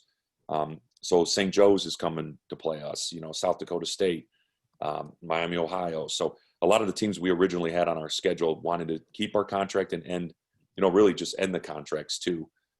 So we were lucky with that. And we're hoping to play Missouri. We had Missouri under contract. We're still hoping that we can go to Missouri and play and finalize our schedule with that one. And we're in talks with them every day. And we're just waiting on a few things, and hopefully that can happen, and then we're done. Thank you. Thanks. Andy? Hey, excuse me. Hey, Coach. So I've asked this a couple times now, but I know it's early, and I'm curious to know your thoughts on the competition in the Missouri Valley this year. Oh, always very good. There's always some transfers that factor in. So with the transfer market always being so big every off season, that always plays a little bit of a factor. But the players returning on a lot of the teams, the seniors, the juniors, very talented players.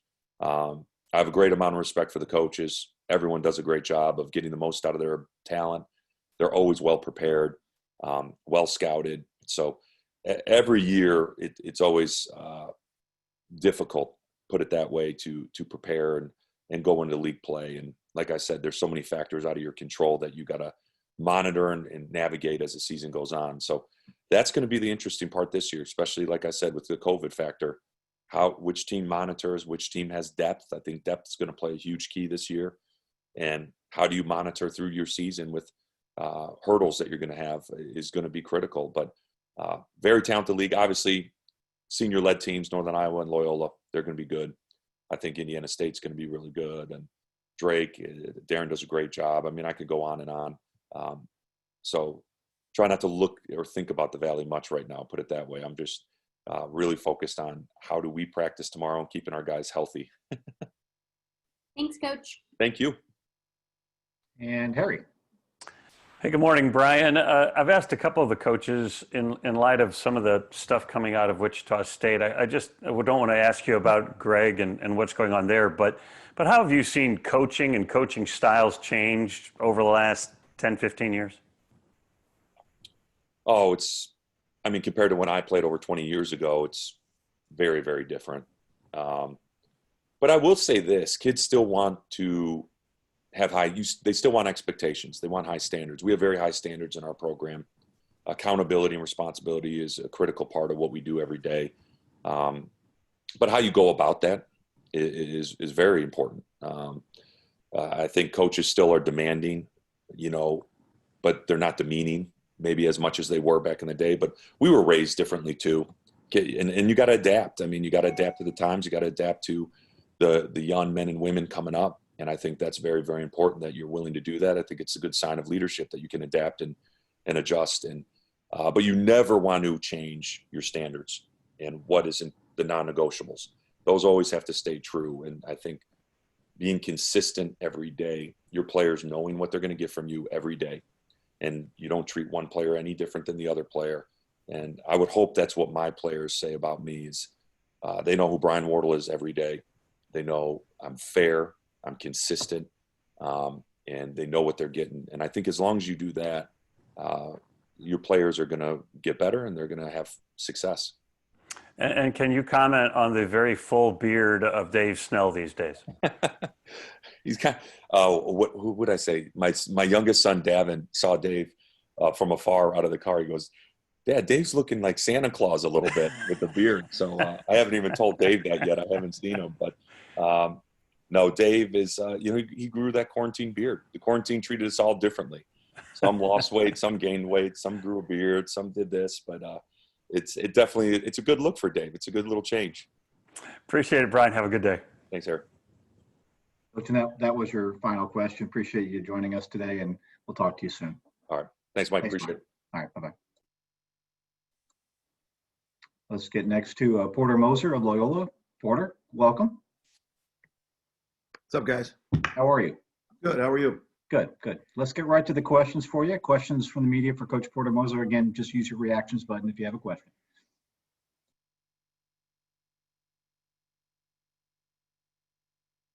And we'll start with Stu. Stu?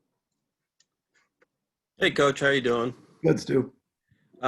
Just wondering on this tight scheduling window you have, are you finding you're able to put together the kind of non-conference slate that you hope to, and can you tell us a little bit about what you've got?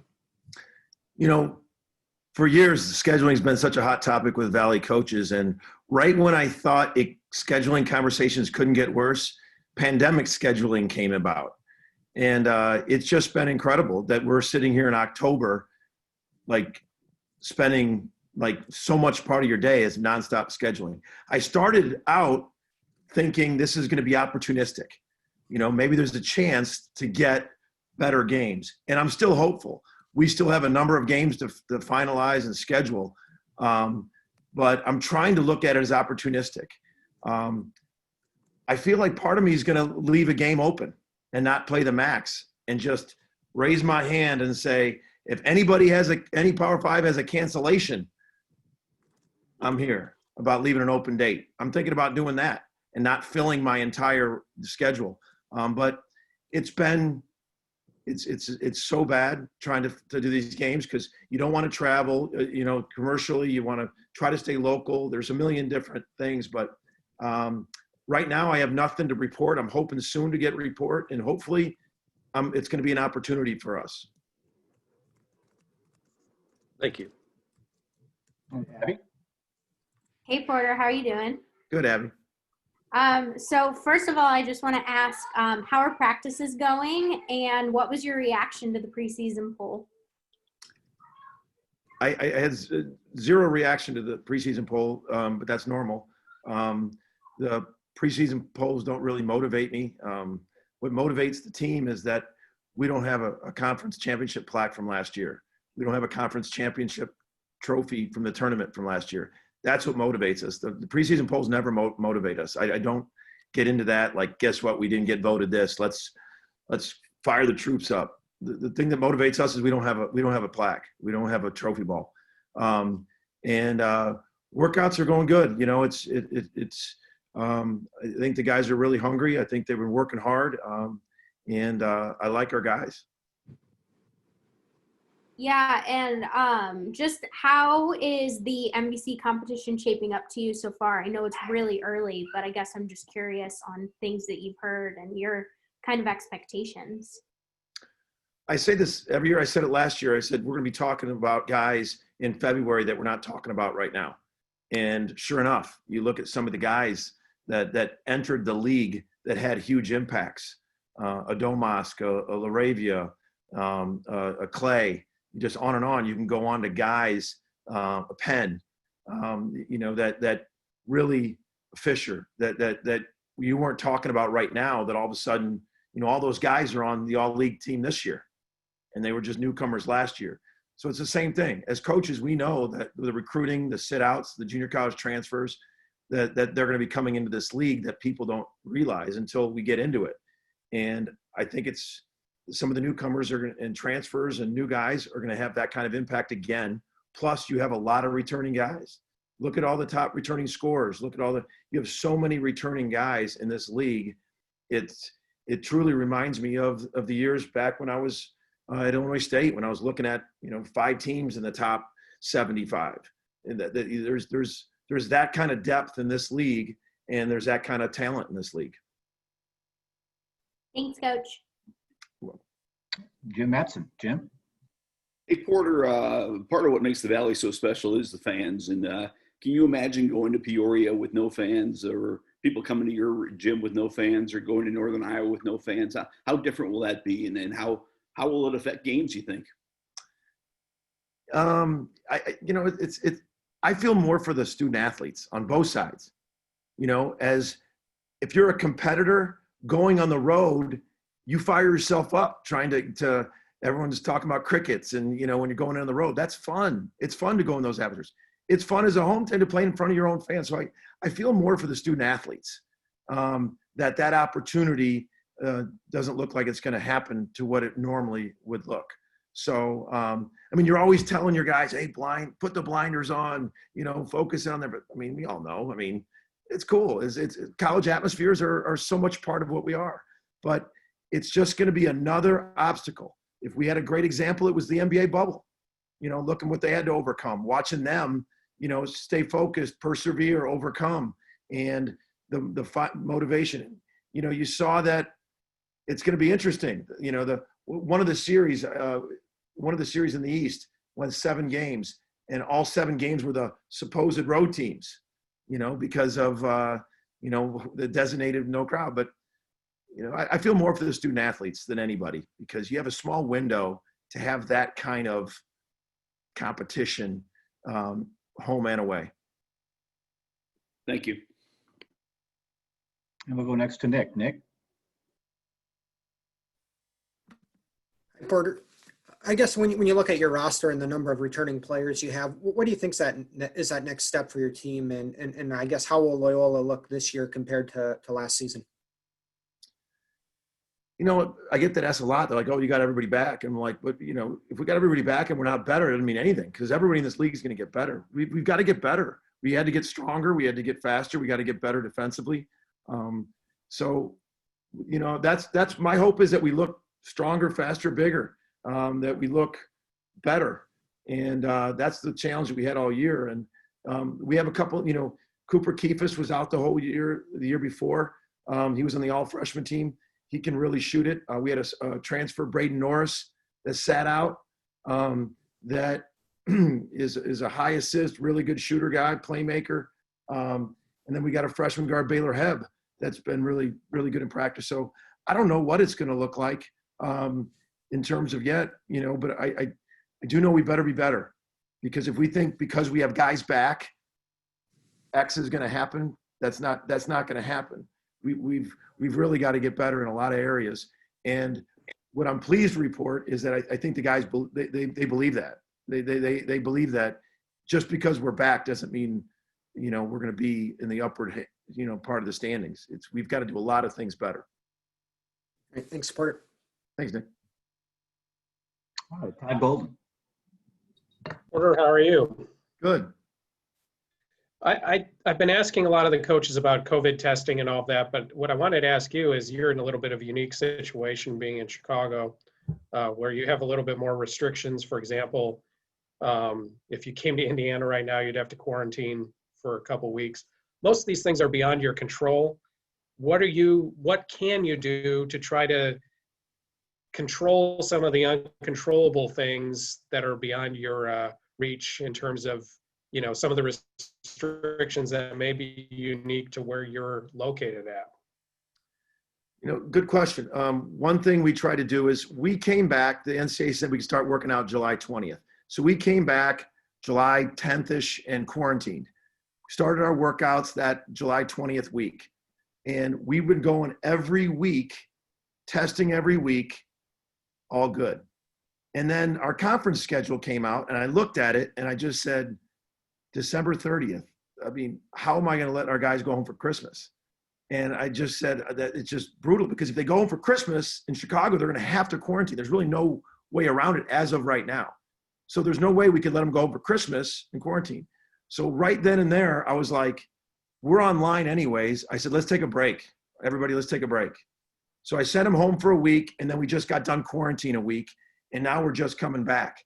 And I just thought that was something I could control with all the stuff of these guys been going since July. If the way it goes now, if I don't give them a break, they're going to be here till April. So I just thought it was better mentally. So we just took a 2-week break. And I know we could take another one if we get a positive test, but I thought it was worth the risk of letting these guys, they've given me everything since July. We're old, we're a veteran group. So that's one thing we did control. The other thing is we're constantly trying to talk about mindfulness. You know, the sacrifices you have to make socially to stay in our inner bubble. That's a sacrifice. I mean, it's to that we can try to control that. Masking up, social distancing, not putting yourself in a position that you see some of these campuses putting themselves into. It's just, you try to constantly talk to them about mindfulness. But other than that, there's so many things out of our control. We have certain guidelines being here in the city, limits that we have to adhere by. And that's not going to change unless the Chicago guidelines change. Thanks a lot. I appreciate it. Yeah.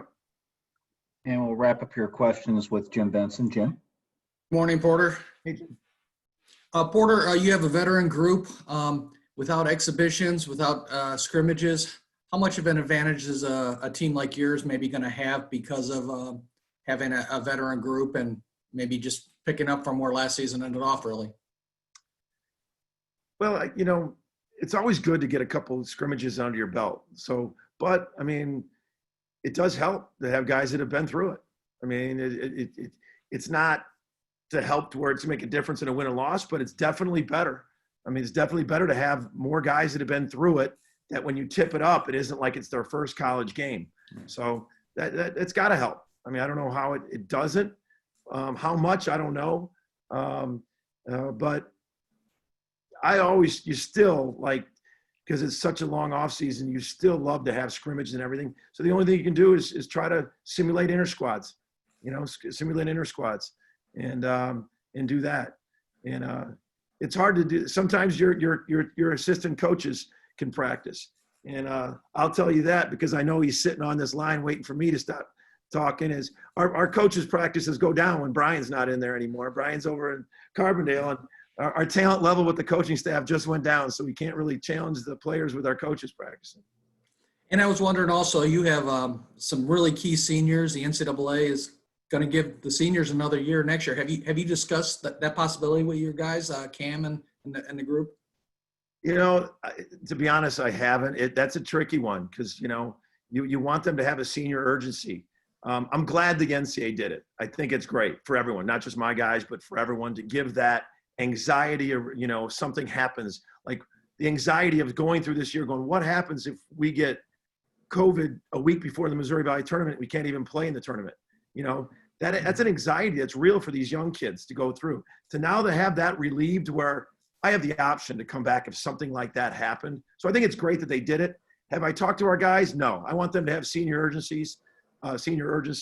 But I'm glad it's an option for all the across the board in all the sports, men and women. I'm glad the NCAA did it.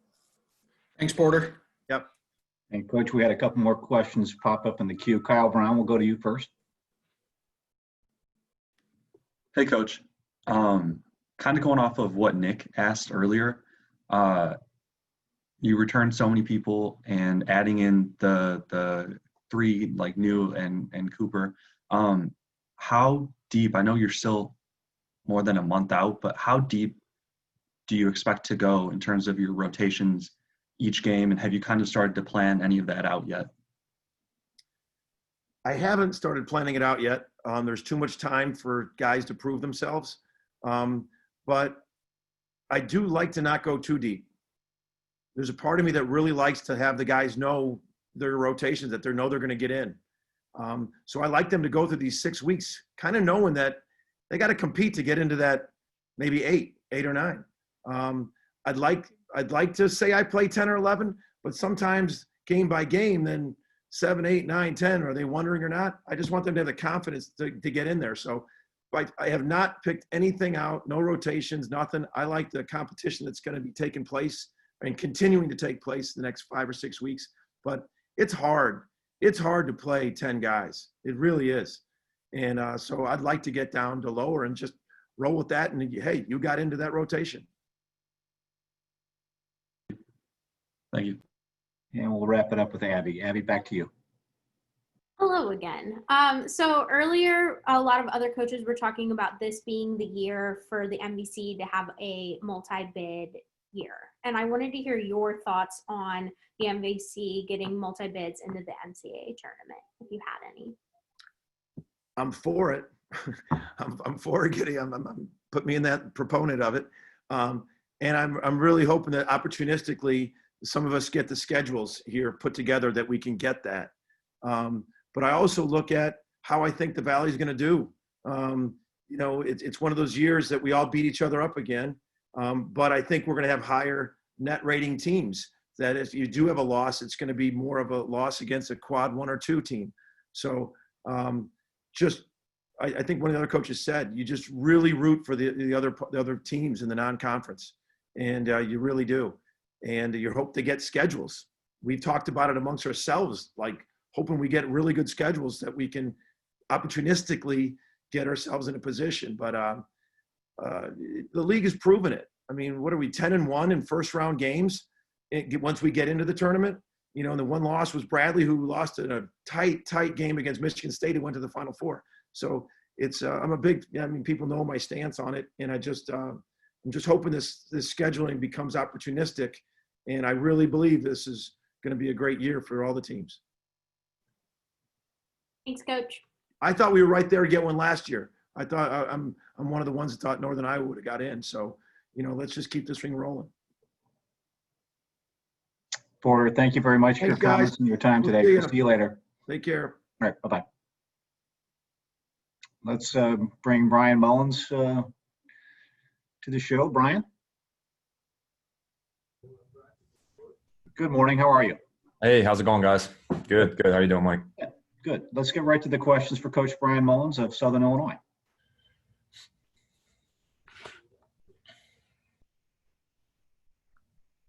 And Todd, we'll start off with you. Todd?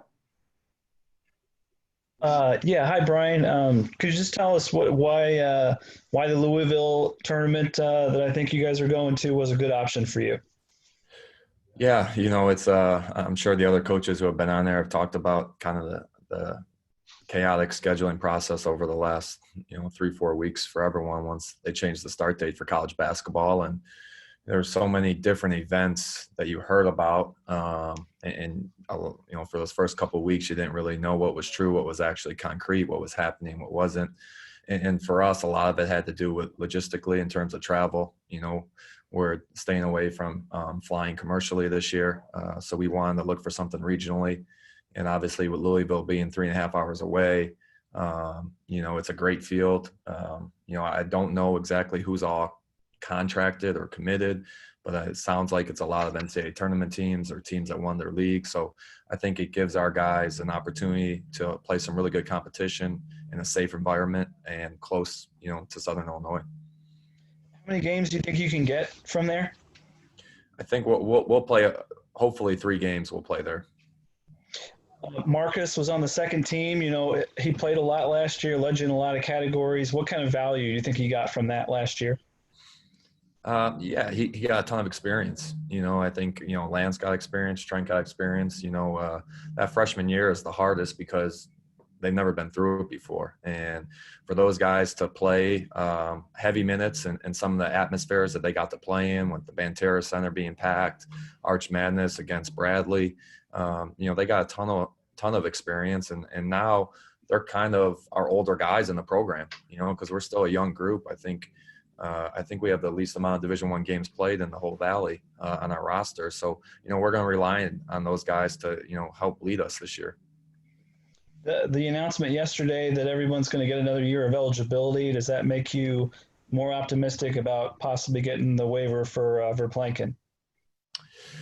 I'm not sure how much, that the announcement yesterday about all the winter sports getting eligibility will affect waivers for this year. I've seen waivers get approved, waivers get denied for all different reasons. So I don't know if that ties into Verplanken's waiver or not.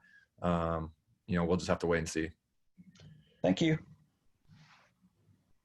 And we'll go next to Harry. Harry? Hey, good morning, Brian. I wanted to ask you about how Ben Harvey's fitting in and also about Seiko's health. How's his knee, or I guess it was the knee. Just how far along is he? Yeah, Ben's doing great. Ben's continuing to pick up kind of where he left off last year during his redshirt year. He's gotten stronger and, he's been healthy, throughout, the end of the summer and beginning of the fall. So, we're going to look for him to play a big role for us this year. And Siku is, he's been through a lot, over his first couple of years here. He's, had a stress fracture last summer, and then, the Bradley game in January, refractured that same bone in his leg. And, he's got a plate and a screw in his leg right now. And it's been a long recovery for him. And he's done everything and more that you could ask for someone in terms of the rehab process. So he's committed to trying to get back on the court this year. Right now, he's kind of week by week in terms of pain tolerance and physically how he's feeling. He hasn't done any contact or competitive stuff yet. He's doing some skill work, and we're just going to take our time with him. And, the biggest thing is just for him to be healthy long-term as well. And how do you see Mula fitting in? Maybe I'm saying his name correctly, J.D. Mula. Yeah, Mula, JD's got great energy. He brings it every single day, and he's very coachable. He wants to learn. He wants to be great. He's going to be a big piece for us, I think. He brings a little bit more experience, even though he's coming from junior college. He's still older, than some of our freshmen and sophomores. And, for him, we need him to be really good defensively for us. Appreciate it, Brian. Thanks. Thanks, Eric. Go next to Nick. Nick? Hi, Brian. When you look at the transfer rules and kind of the way things are trending, where players can go to another school and have immediate eligibility, I know a lot of programs in this league are on both ends of that, where you lose some players to Power 5 conferences and you have some players that are coming in. How do you think that rule is going to impact the Missouri Valley? I think as coaches, we have expected it. I think a lot of us thought maybe it would have happened this past spring or summer. And I think in terms of the last couple of years with college basketball, that's kind of how it's been going with the transfer and with recruiting. And I think you really just have to adapt to it. It's kind of the new normal in college basketball. And for us, I think you got to try to use it to your advantage, knowing that you might get hurt by it some years, but in other years, you can also build your team by it. And for us, it's been the same in terms of these first 2 recruiting classes. It's not so much where they come from or how old they are. It's just about, are they the right fit for our program? So whether it's a transfer, a junior college, a high school, student athlete, they just got to be the right fit for SIU. And that's kind of how we're going to continue to go about it with, the transfer legislation. All right, thanks. And we'll do one more queue for questions. I'm not sure if I missed anybody. All right. Thank you, Brian. Appreciate your time today. We'll talk to you soon. Thanks. All right. Bye-bye. And we'll hold momentarily while we get a hold of Dana and add him to the call. Again, we'll ask after Commissioner Elgin takes the Zoom call podium, we'll have a round table of our beat writers. So we'll have our beat writers stay on after Doug's comments and Q&A session, and that'll follow that.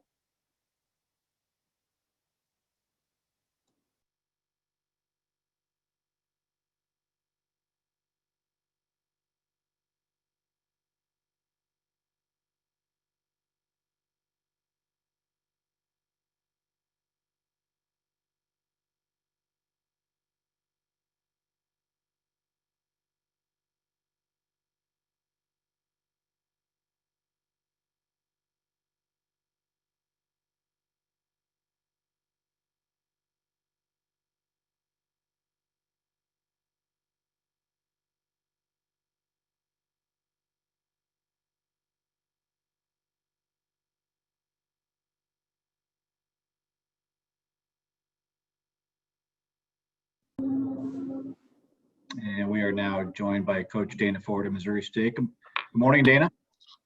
Hey, bud, how are you? Good. How are you? Good. Okay. Well, we're just going to go ahead and get right to the questions for you. So questions for Coach Dana Ford, and just raise your hand there, and we'll start off with Wyatt Wheeler. Hey, Coach.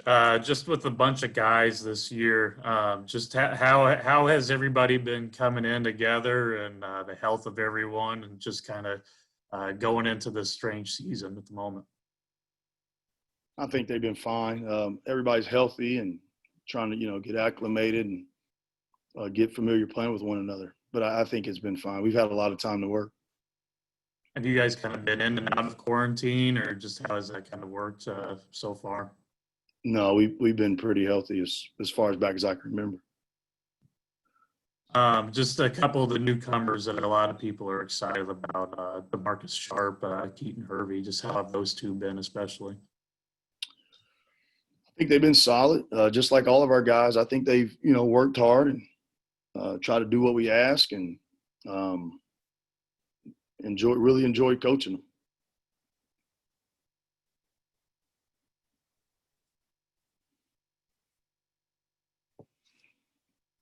All right, let's go next to Chad. Chad?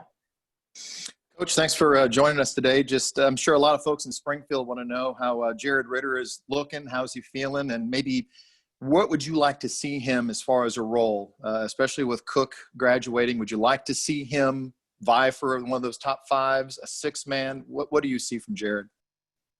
Well, he's healthy. He's had a good off season in terms of health. He's been released, I want to say maybe since May or June. I just want to see him, like all of our guys, just work as hard as they can and do the best they can, and be great teammates and try to help us win. And kind of along those lines with Isaiah and Jamonte, now heading into a sophomore season, we saw great glimpses last year of what they were able to do, but what's next for them as far as their evolution, as far as their maturity? Well, I think they'll have bigger roles this year, and with bigger roles comes, higher expectations. So they'll need to be more consistent. They'll probably have some leadership duties this year with our group, and production. They got to be consistent producers.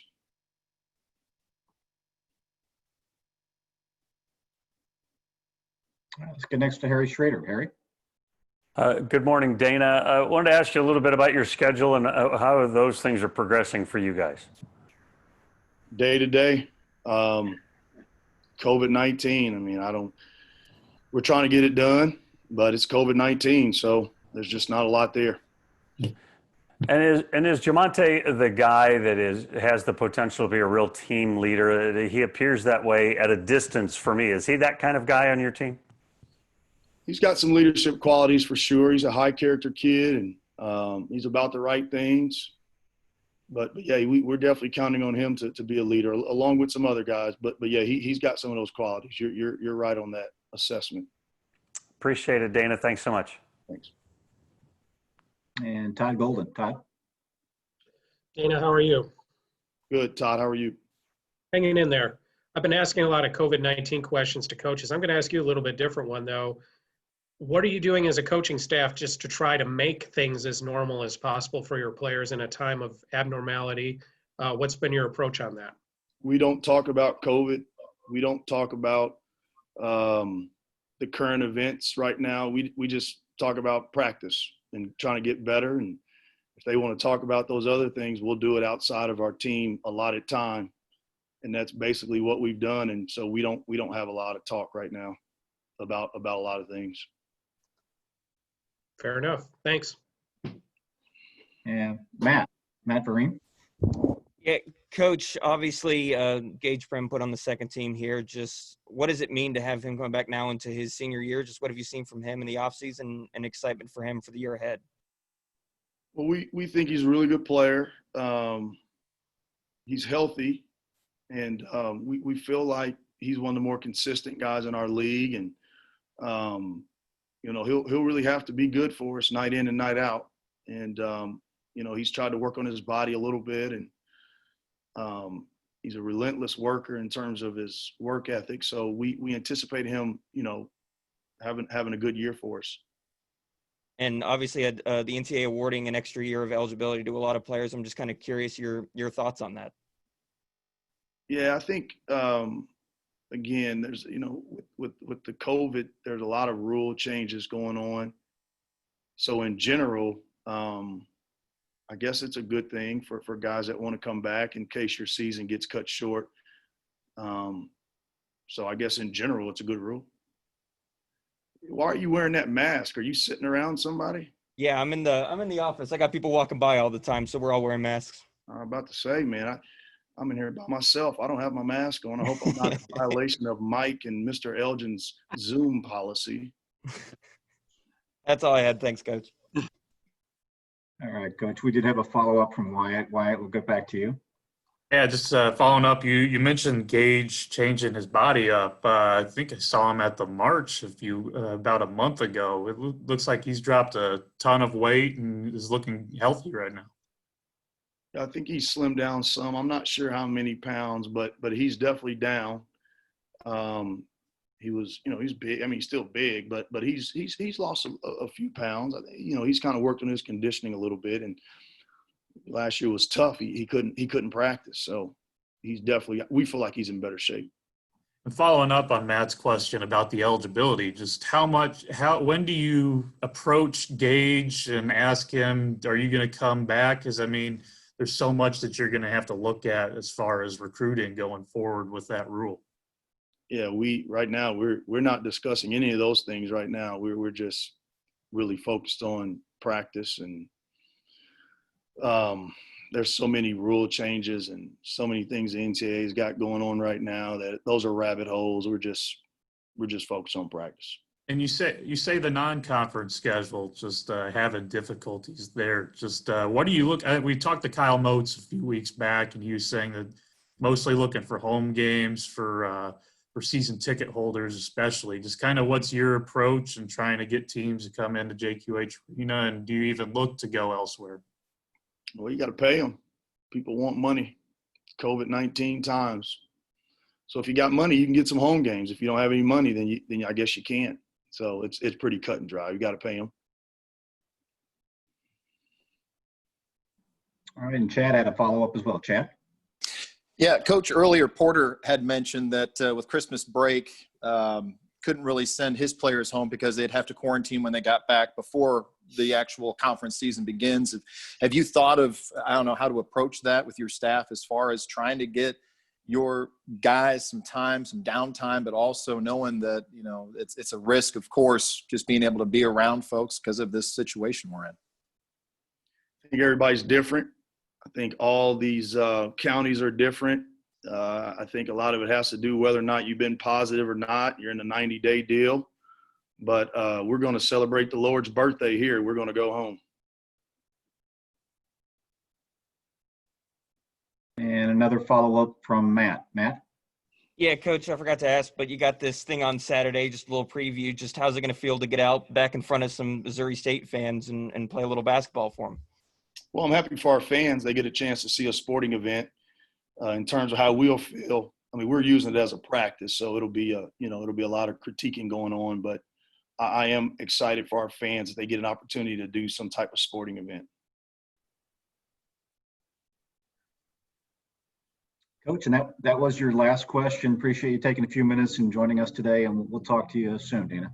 Hey, Mike, this is Mr. Elgin's last media day, and I really think that he decided to have it on Zoom just so he wouldn't have to, cry whenever he had to say goodbye to all of us. Hey, Mike, can I ask him can I be the media and ask him a question? We'll open it up for the floor, and we'll start with Dana. Dana, go ahead. Question for Doug. Mr. Elgin, who is the greatest former basketball player in the Valley who is also a current head coach, not named Porter Moser, Brian Mullins, Dan Muller, or Darian DeVries ever in the Valley? Well, probably even including those, I would have to say Dana Ford. Oh, nice answer. Hams, Illinois. What a great answer. Oh my man. Hey, listen, hey, this media thing doesn't sound pretty hard. Just ask a good question, get a great answer. All right, man. Thank you, Mr. Elgin. Thank you, Dana. Thanks, Coach. Appreciate Dana starting off on a light and good note, and we'll go to Jim Mattson first for questions for Commissioner Doug Elgin. Commissioner Elgin, is there a timetable on Arch Madness decisions on whether that'll be played? Is there a possibility it won't be played? And how would you determine an NCAA rep if that's the case? Have you had those discussions yet? We've had discussions about how we determine the automatic qualifier. I think we'll do everything we can this year to navigate the regular season safely. It's a priority, obviously, to do that with health and welfare of student athletes and everyone else in mind. But I don't think that we would make a decision to postpone or cancel our tournament until real close to that event. We're gonna wait as long as we can at every turn, and if there are interruptions in the regular season schedule, we'll do what we can. We have contingency plans in place. We'll pivot as we need to try to, again, navigate very safely and play as many games as we can. Thank you. All right, Harry. Hey, good morning, Doug. Just want to ask you a question with, like I'm in California right now, and when I go back to Missouri, I can't even go to the dentist for a couple of weeks. Well, why hasn't the NCAA kind of done something to help leagues and teams play maybe within their state or their jurisdiction and almost mandated that so that we can get the maximum amount of games in? Well, I don't think they want to mandate that, certainly, but we went into the non-conference scheduling back in the summer, basically saying, let's try to keep it regional. Let's try to keep everybody off of airplanes. And I think, with the postponement of the regular season, the delay in start 14 days from November 10 to November 24, it has caused a lot of chaos. And I think several of the coaches have mentioned that it might be an opportunity to get into better events or to get high major teams to be willing to play. And I think that hopefully that's the case. We don't have the final results of where all of our schools stand right now with their schedules because it's ongoing, it's day by day. But I do think we're going to come out of it in a position where we can return to multiple bid status. That's really important. As you look across the league, we've got veteran players coming back. We've got coaches who know how difficult it is to play in the Missouri Valley. And I think it's going to be a heck of a season. I think the Valley is actually peaking this year. And then, Doug, when you think about the wild changes that are all just about to unfold, the extra year of eligibility, and name, image, and license, I can never remember those letters. This coming off season is going to be pretty crazy. It is, and some of the new rules changes are making it more challenging for teams and leagues like Missouri Valley to really compete and remain relevant. But I think our administrators, our coaches are doing everything they can to keep us in a position where we can challenge for multiple bids every year. Appreciate it, Doug. Thanks. Thank you, Harry, as always. Let's go next to Todd Hefferman. Todd? Doug, do you wish you could retire right now? Uh, Not really. I'm really looking forward to what should be an exciting year.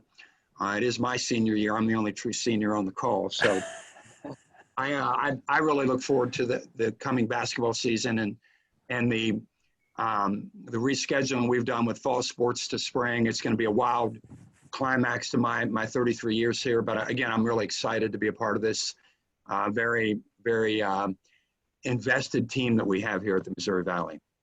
Could you imagine the Valley or the NCAA asking teams to have a minimum of 7 players to play a game or something like that? Have you guys had any discussions like that? I think there has been discussion about that. I think that's important. We don't want to go into games where you can foul out 2 or 3 players and end up with under 5. But I think that a decision like that could come later. But I do think it's what the NCAA has done, I think, is wise, and they've waited as long as they can to make important decisions like delay of the start of season and really trying to do what they can to prepare for COVID-19 and what might lie ahead for college basketball this year. Thank you. All right, Nick. Hi, Doug. Hey, Nick. When we spoke over the summer, you mentioned, if the season was going to start last July, you wouldn't necessarily feel comfortable. What's changed now, and how comfortable are you with where things stand going into the season? Well, I think first and foremost, the technology, the testing protocols have really improved. The reliability, the affordability of those tests are going to make it much easier for the Missouri Valley to reach the standards that the NCAA has put forward as recommendations. And I think we've got a great team here at the Missouri Valley that's trying to lead the way with our conference on COVID and on testing protocols and how we will proceed in the season if there's an interruption in play. I feel really good about where we are right now. I've really become optimistic that we're going to be able to navigate the season. It's not certain yet whether we're going to be able to play the full 18-game schedule, but I do think that we're going to be in position to play our tournament, hopefully, and play March Madness. Multiple coaches have expressed concerns about the contact tracing and the 2-week quarantine period. If somebody within the program's inner circle, players, coaches, trainers, were to test positive, do you see the NCAA adjusting that, or do you feel like that's going to be the rule that teams will have to deal with throughout the course of the season? Yeah, I think local medical and health authorities are really going to dictate a lot of that. I think the NCAA is trying to do the best that they can to stay in front of it and to lead the way in how conferences and campuses deal with testing and with safety of student athletes. All right. Thanks, Doug. Thank you, Nick. Let's get next to Dave Reynolds. Dave? Hey, Doug. Several conferences have come up with league double headers, I guess, at one site, like Thursday, Saturday, such. Is that something the Valley considered at all when you were putting the schedule together? We did not at that point. We basically have the traditional model of our schedule, and we do that for a couple of reasons. We don't necessarily have throughout the schedule travel efficiencies like they do in our women's model or in the model where a team would go to play an opponent and play Thursday and Saturday at that opponent's site and get a team coming back to play 2 games to balance it out, obviously. But I do think that we will pivot as we have to during the regular season if there are interruptions. We're looking at several models, several contingency plans that would be in place that we would activate in the event that we have to. And I think the goal here, it might not be fair and consistent across the league.